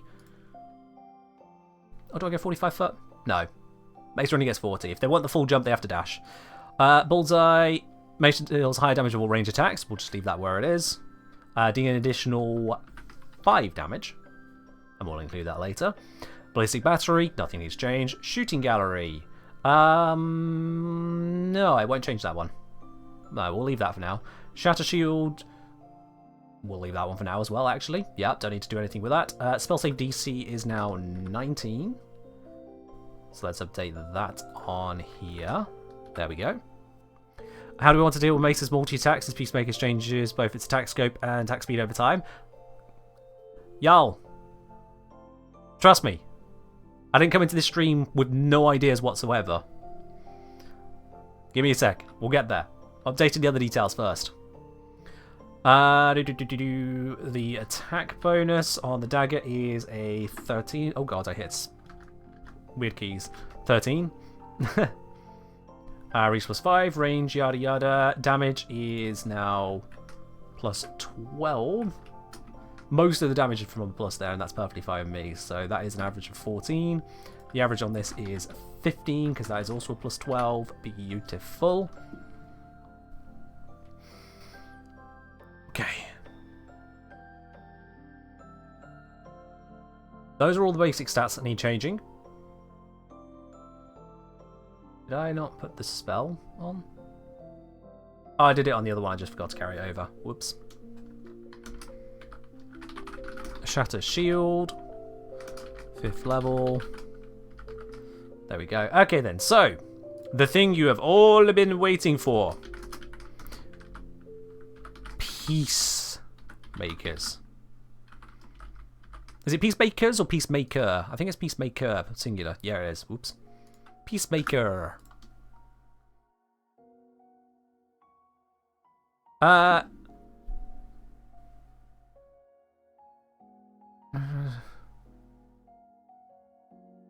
what? Sorry, what? Have I just missed some detail? What? I'm actually having to stop my sub relatively soon as I'm saving for rings. Oh! I missed that message. What? You're intending on proposing? What? And dating her for almost 4 years now, you're ready to take the plunge. Dude! Congratulations. I'm assuming dude, actually. I shouldn't assume from just girlfriend, but all the same, congratulations. Go for it, absolutely. I'm assuming you guys have had some kind of discussion, like, not specifically saying, hey, I want to propose to you, do you want me to do that? But you've at least broached the subject in some way. Broached the idea of the future for you two. Yeah, relatively. Good, that's fine then. My only ever concern with those kinds of things is some people who go, oh yeah, I really like this person, I want to propose to them. They drop a proposal out of nowhere, and the other one's like, I wasn't even ready to think about anything like that. Ah. Friction. So as long as you've already checked you guys are on a level, go for it. Absolutely, yeah. 100%. She actually turned into a competition which competed so you could do it first. Ooh. Oh, that's great. That is absolutely splendid. Gorilla, I wish you all the absolute best with that. Absolutely. Go for it. That is a perfectly valid reason to let your sub run out. No complaints over here. Make life happen. 100%. Right. Peacemaker. Let's make this happen. I'm going to say the best news is I have a good job and a friend's got me a ring size. Ooh, yeah. You're on the money. You know exactly what you're doing. Gorilla, that sounds wonderful for you. That sounds absolutely wonderful for you. Alright, spell one action until dispelled. I just put indefinite. Indefinite duration. How can we make this ability kill things faster? Alright. Have I got Wolf Sledge? I have now, yes.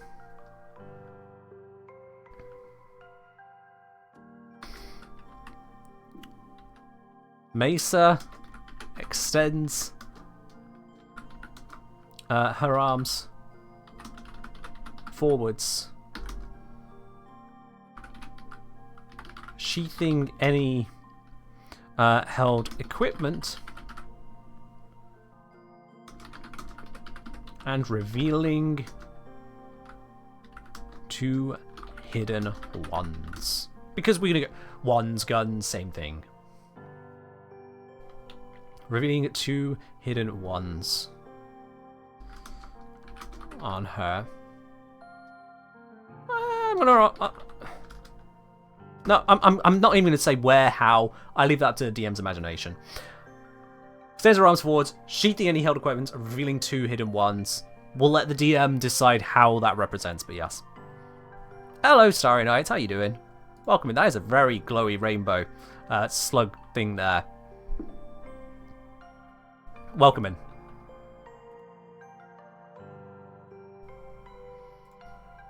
I mean, that looks like this thing. Is that an emote for this thing?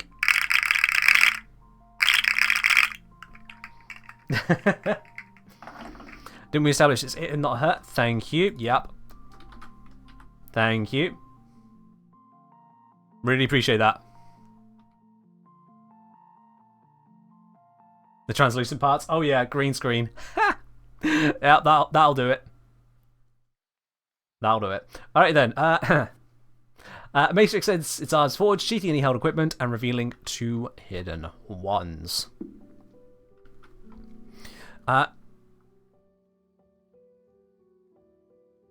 A torrent of flaming projectiles erupt.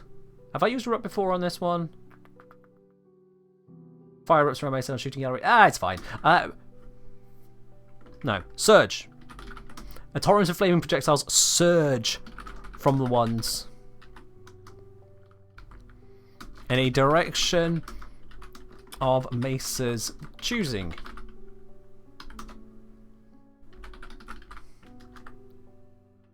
Striking all enemies within a... Let's make this nice and long. Let's make this...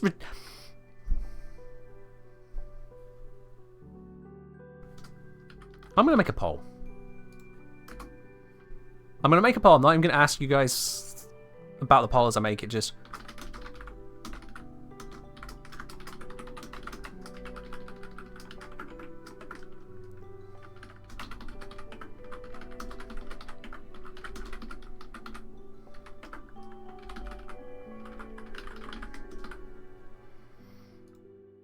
Poll. There's your poll. How long do Mesa go burr? 90 feet, 120 feet, 200 feet, or more?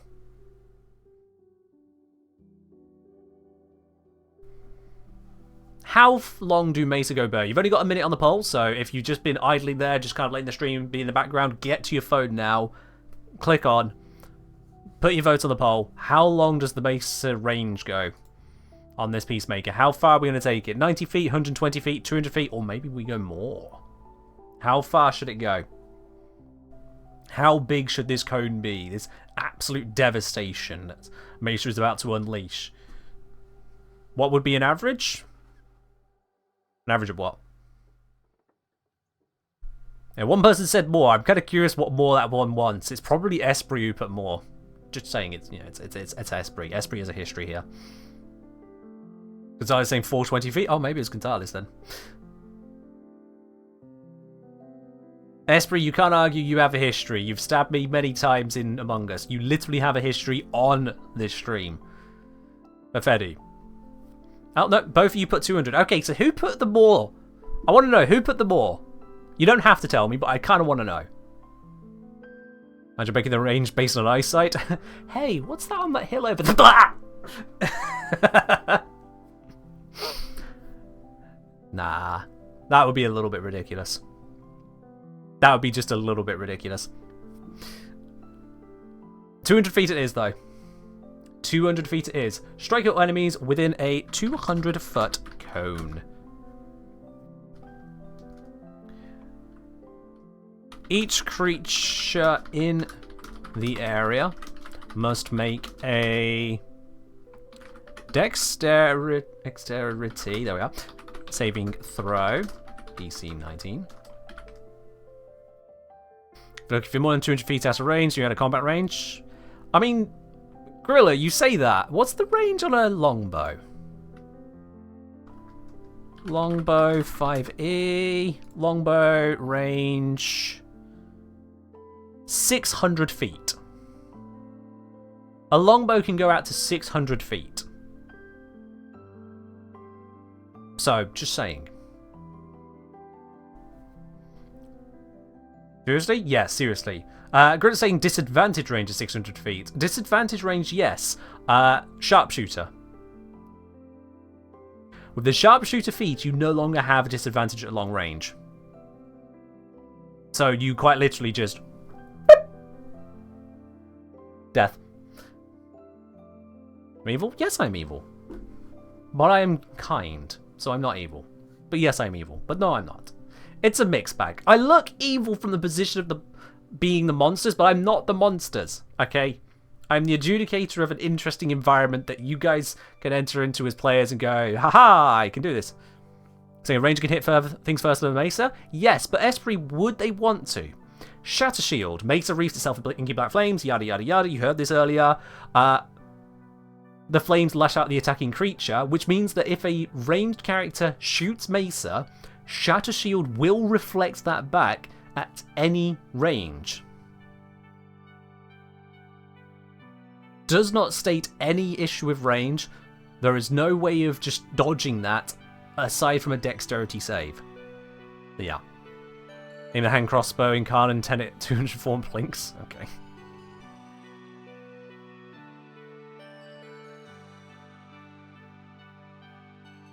I will rename it to the Plinks crossbow for 1,000 bits.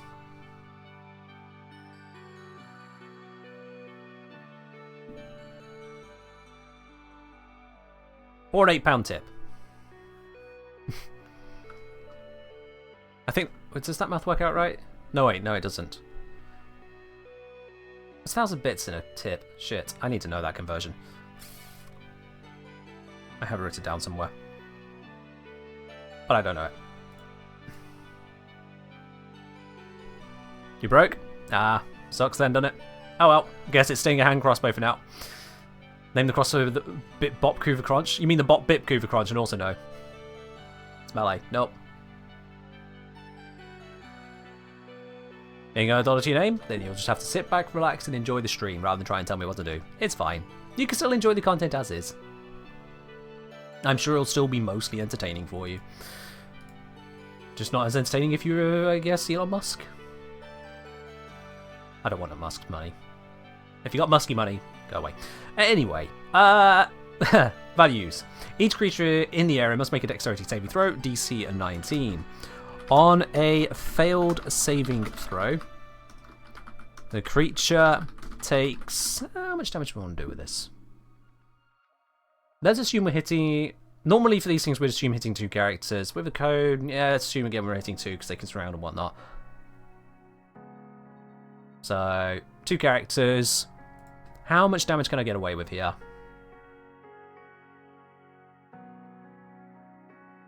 Can't get away with too much.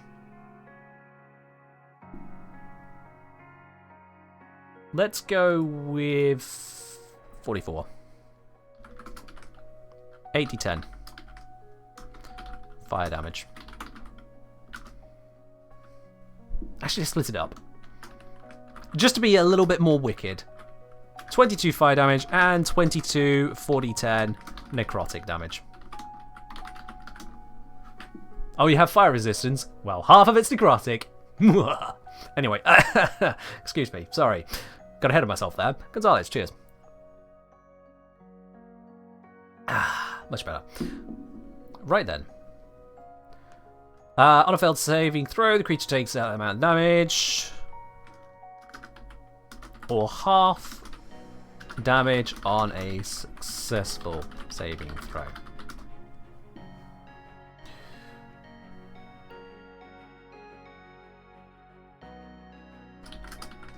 While this spell is active, Mesa's move speed is reduced to 0 and cannot be increased by any means.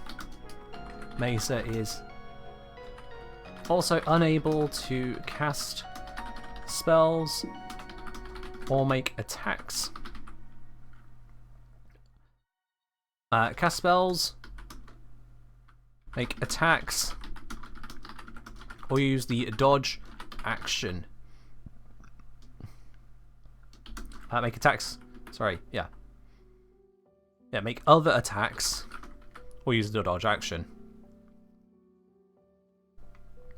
Yeah. Could do force damage instead of necrotic, like it blasts people around. I say I'm still going with the whole, what do you call it? I keep losing the bloody name. Ghost Rider approach.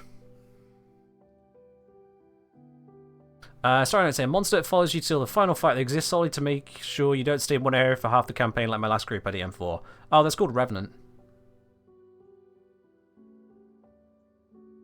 Yeah, you can do that. There's actually loads of monsters you can do that with, but a Revenant can do that kind of thing. Or just, you know, don't let players sleep in safe areas, or if there are safe areas, don't spend time talking about it. That's one thing that a lot of DMs do incorrectly in D&D, is talk about something that doesn't matter. If the players travel for, say, 20 miles from A to B, and there is nothing of interest there, okay. You set out on your journey, the weather is nice and sunny, there is a gentle breeze, and though you pass through trees and over hills, little gets in your way before you arrive at such and such. 20 miles, gone, just that quick. Don't spend time on the stuff that doesn't matter. move along. Get to the stuff that is dangerous and threatening. It's Dungeons and Dragons. If your players aren't in a dungeon and it's not filled with dragons or other dangerous creatures, what are you doing? Basically. Alright, while the spell is active, Mesa's move speed is reduced to 0 and cannot be increased by any means. Mesa is also unable to cast spells, make other attacks, or use the dodge action. Cast additional spells. Make other attacks, or use a dodge action. Mesa...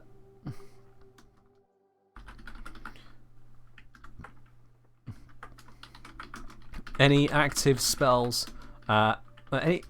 any spells active at the time of casting remain in effect.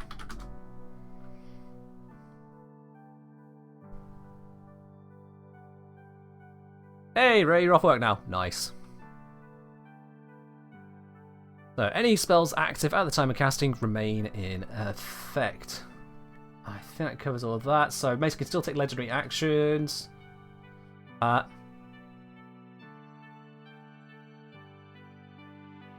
Can't be increased by any means.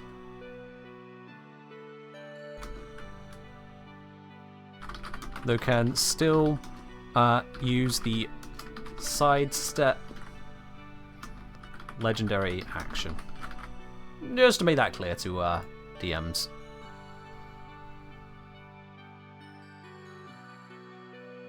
Okay, we'll use dodge action. Any spells active at the time of casting remain in effect.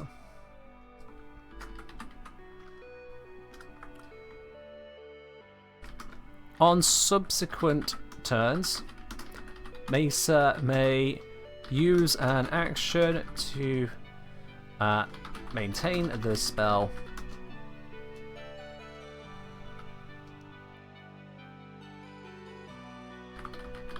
Choosing a...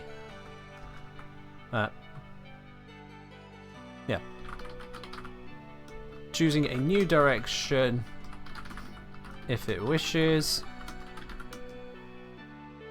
and firing before firing the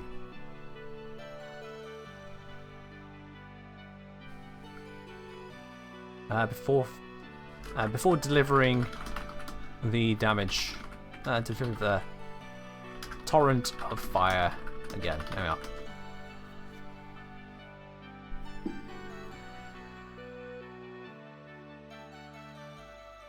So while this spell is active, Mesa move speed is reduced to 0, cannot be increased by any means, though can still use the sidestep legendary action. Mesa is also unable to cast additional spells, make other attacks, or use a dodge action. Any spells active at the time of casting remain in effect. On subsequent turns, Mesa may use an action to maintain the spell, choosing a new direction if it... direction for the cone if it wishes, before delivering the torrent of fire again. No, just delivering the torrent of fire again. Delivering the torrent of fire again, yeah.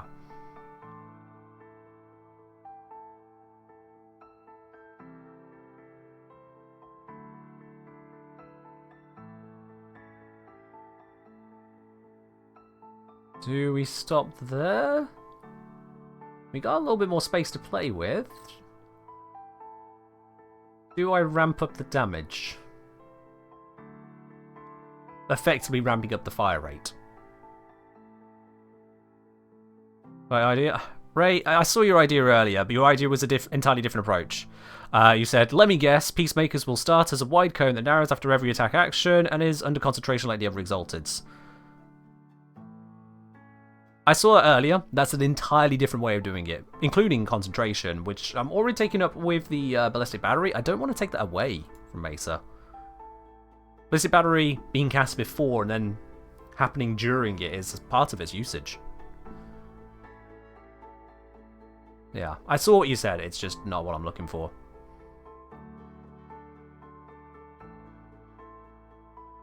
Besides, you don't narrow... Sorry, did you say narrowing cones anyway?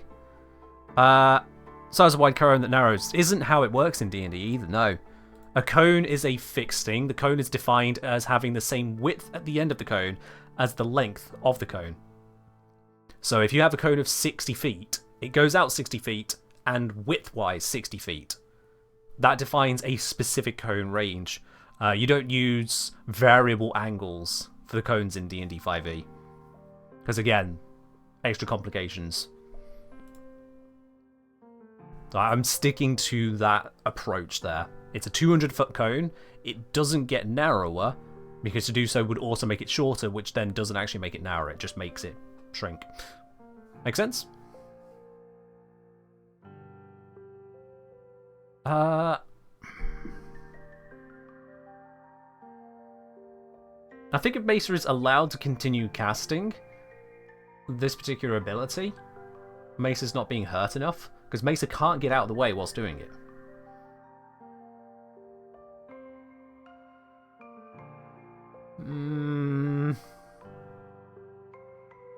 Yeah, because all Mesa gets at that point is just torrent of fire. Yeah, let's ramp it up.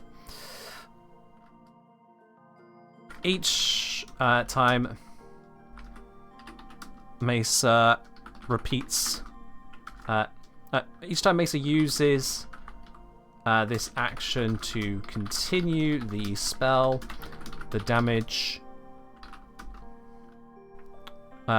rolls each increase by 5 brackets 1d10. Plus 25% per action, basically. Not a huge increase, but enough of an increase to make the players go, oh shit, oh shit, oh shit, oh shit, over time. Yeah.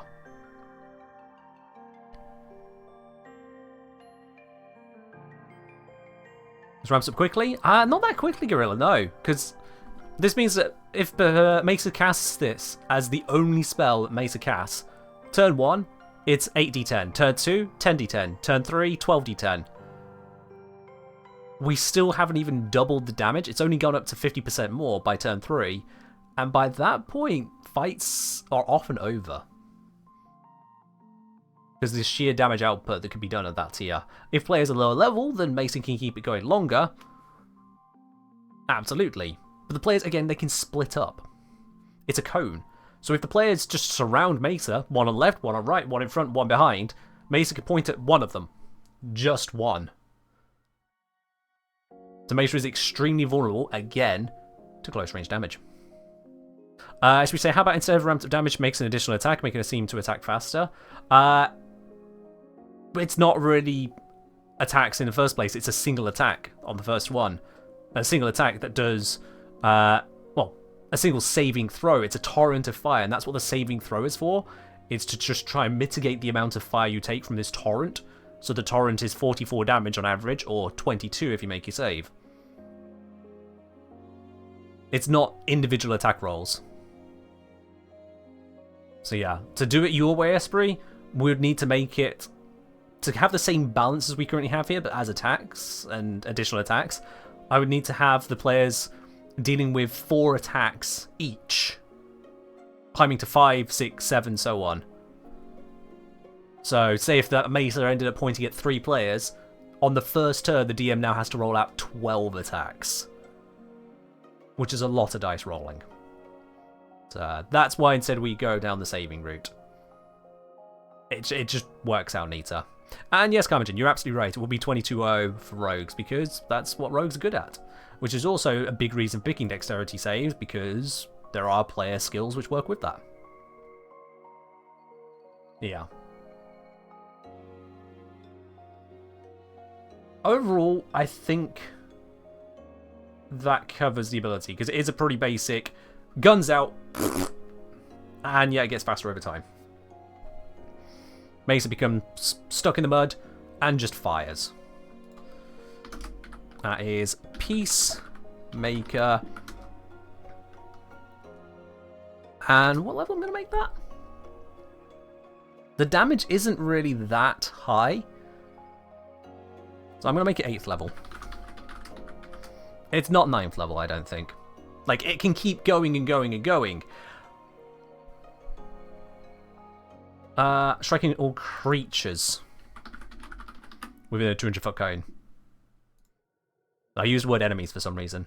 No, all hostile creatures. That's the phrasing I've been using. All hostile creatures. There we go.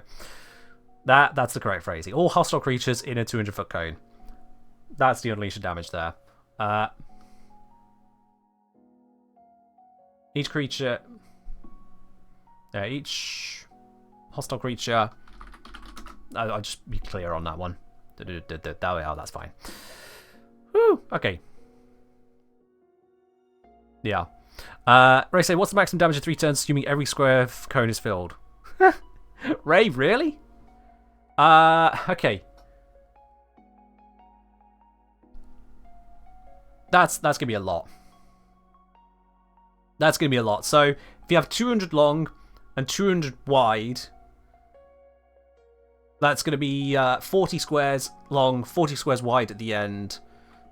Using a 45-degree angle just to make it nice and simple on the math there, that would be how many squares? 20 squared plus 20 divided by 2. 210 squares. So it's 210 squares, which could have 210 creatures on them. We could go for more creatures if we go for tiny creatures, but let's just go with mediums. 210 creatures.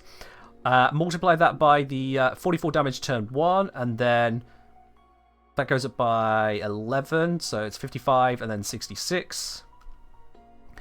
In 3 turns, on those creatures, that would come to, theoretically, 34,650 damage. Or maximum would actually be double that. Because max damage rolls, but that's never going to happen either. Which sounds about lore accurate for Mesa. If there are a few hundred creatures in front of her, and Peacemaker is activated at full pelt, nothing stops her from doing it, then yeah, that sounds about right. That's... yeah, that's death. Mesa from Duvary trailer, pretty much, yeah. That should do the trick. Now, if anyone is looking at this and going, but Ken, Mesa's weak to this, it's weak to that, I could kill it with this, I could kill it with that, yes. Yes, that is the point. That is the point. Because monsters are supposed to be defeatable. It isn't a fun game if the players come up against Mesa Prime and then you just go, Mesa activates Peacemaker, you all die. This whole thing is designed to be killed. That's why the hit points are 280, not 280 million. So, if you see weaknesses in this Mesa Prime, yes, they are there intentionally. Mesa is strong against a variety of things. Mesa is resistant to fire. Mesa can use Shatter Shield to become resistant to all ranged attacks and ranged targeted spells and reflect them back at the enemies even, in a sense. Mesa has the ability to enhance its damage in various ways. Mesa has hand crossbow expertise of a sort. Mesa is weak to melee. Mesa is weak to things that get up close and personal. Mesa is weak to area attacks. Does Mesa get shield gating? If a DM wishes to say, wow, that was a lot of damage. Mesa seems to be struggling but holding on with just a little bit of health left. If you want to do that, you can do that. I can't stop you. Deathreach is saying, do you have any tips on how to ask for a job that have your number? Huh? I don't understand the last bit of that question. Like, all the way up to how to ask for a job, so far so good, that have your number. What? My number? I don't get it. I don't actually follow the question, sorry. What I do follow is that this is Mesa complete. Yeah. This is Mesa done, dusted, added in to the thing. We've got gaps which are perfect places to put in pictures, and that's it. That's a Mesa. Deathrace says, they have my number, but I don't know how to ask them. I don't know where to begin with that, Deathreach. How does a company have your number but not know that you want a job? So, pure and simple, reach out to them. Find out who's the hiring manager. Drop them an email or send them a personal letter. Yeah. Again, can you explain shield gating in a nutshell? Yeah, shield gating in a nutshell. When your shield runs out, you take no further damage from non-toxin sources for 1.3 seconds.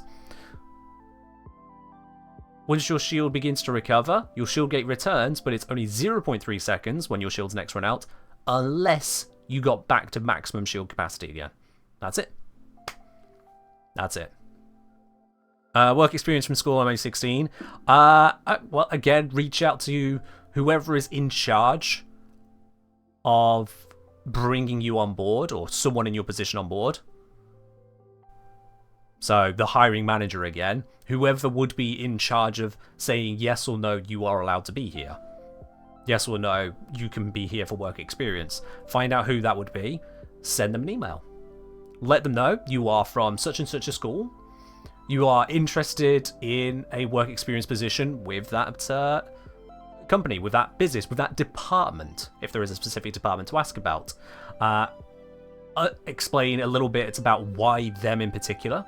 So, say for example, if you were looking to do work experience at let's go with an aquarium. So, you wanted to get some work experience at the aquarium because you want to understand more about it. You are looking to go to university and study marine biology, just as an example of, I would hope so, if you're looking to work in an aquarium. You would like to understand more about the processes and to have experience as to how there is proper care and support for the animals. What it takes to be truly successful in that role. You've appreciated how they do X, Y, and Z, so show that you know about that particular place. So, say for an aquarium, you might talk about how, let's say you've seen the lab. They might have a showroom, a way you can look into labs. You've seen some advices. You would love to understand more about the types of research that are ongoing, such as you've seen they are doing conservation on the sharks in the area. They might have a poster about that. Something to show you're not just going, oh yeah, I want that place. You've looked into it. Don't go too overboard. You want it to be no longer than one of these spell descriptions. Just enough to show you paid a little bit of attention. More than the riffraff. Ultimately, wrap it up with your contact details. Don't assume they have your contact details. They don't know who you are. They don't need to care, so make them care. Wrap up with your contact details. Thank them in advance for their time. And that you look forward to hearing from them soon. There you go. Find out how to speak to. Let them know why you're emailing them. Let them know why you are interested in the first place. Show that you've cared about them. That you're not just advertising to everyone. You've tailored this to them. Wrap it up with your contact details and a polite formal ending. If I got that on my desk as a hiring manager, that would get my attention. Whereas a CV I got when I was hiring people in an old job, a CV that came through that just simply said, I am Batman, I laugh at, and then threw away instantly. Don't try to be funny, try to be good. Brother always saying, I'd advise against applying to any labs or pharma companies. Recently did some work experience students. They weren't allowed to touch anything or really do anything due to the nature of the business. Yeah, there is that side of things, Brother Ernie, absolutely. And that's where, for specific industries, having guidance on those specific industries is recommended, and your school should be able to help out on that. There should be at least one person, if not multiple, at your school who will be able to give advice on that kind of thing as to what kind of companies can help out, what restrictions there might be, and to set your expectations so you don't go in going, oh yeah, it's going to be great, I'm going to be setting fire to chemicals. You get there and they're just like, no, no, no. Stand over there, here's some paperwork. This is how we do it, let us tell you about systems and whatnot. You'd be like, oh, where's the science?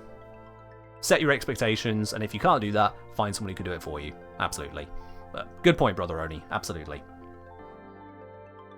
Alright. That was completely off topic, so I think at that point, it's about time for us to wrap up. Thank you very much, everyone, for joining in. I hope you have enjoyed this delve into how I'm creating the Warframes and seeing Mesa come into full fruition here. I'm well over halfway through. I say well, more than halfway through now, all the way up to Mesa. I've done one Warframe ahead of Mesa, which is Vault because it's a starter, and there's one Warframe behind Mesa that I haven't done, Citrine, because she came out after I'd done the letter C. So, yeah. That gives you an idea as to how far through this project I am. I intend to be working on this more off of stream time, just as a matter of continuing the project. So the next time this rolls around, we're going to be a little bit further through the alphabet. But in the meantime, thank you very much for joining in. I hope you have enjoyed this. If you have, and if you're not completely broke, I know some of you are, that's fine. But if you're not completely broke, consider hitting that subscribe button. If you want to see more of this, support me in it. But otherwise, I'll be back on Sunday. Don't forget for the Wisp Prime Access giveaway. So if you forgot about that, here's your reminder on Sunday, Wisp Prime Access giveaway. And in the meantime, have yourselves a very, very good weekend. I'll see you then. Bye-bye.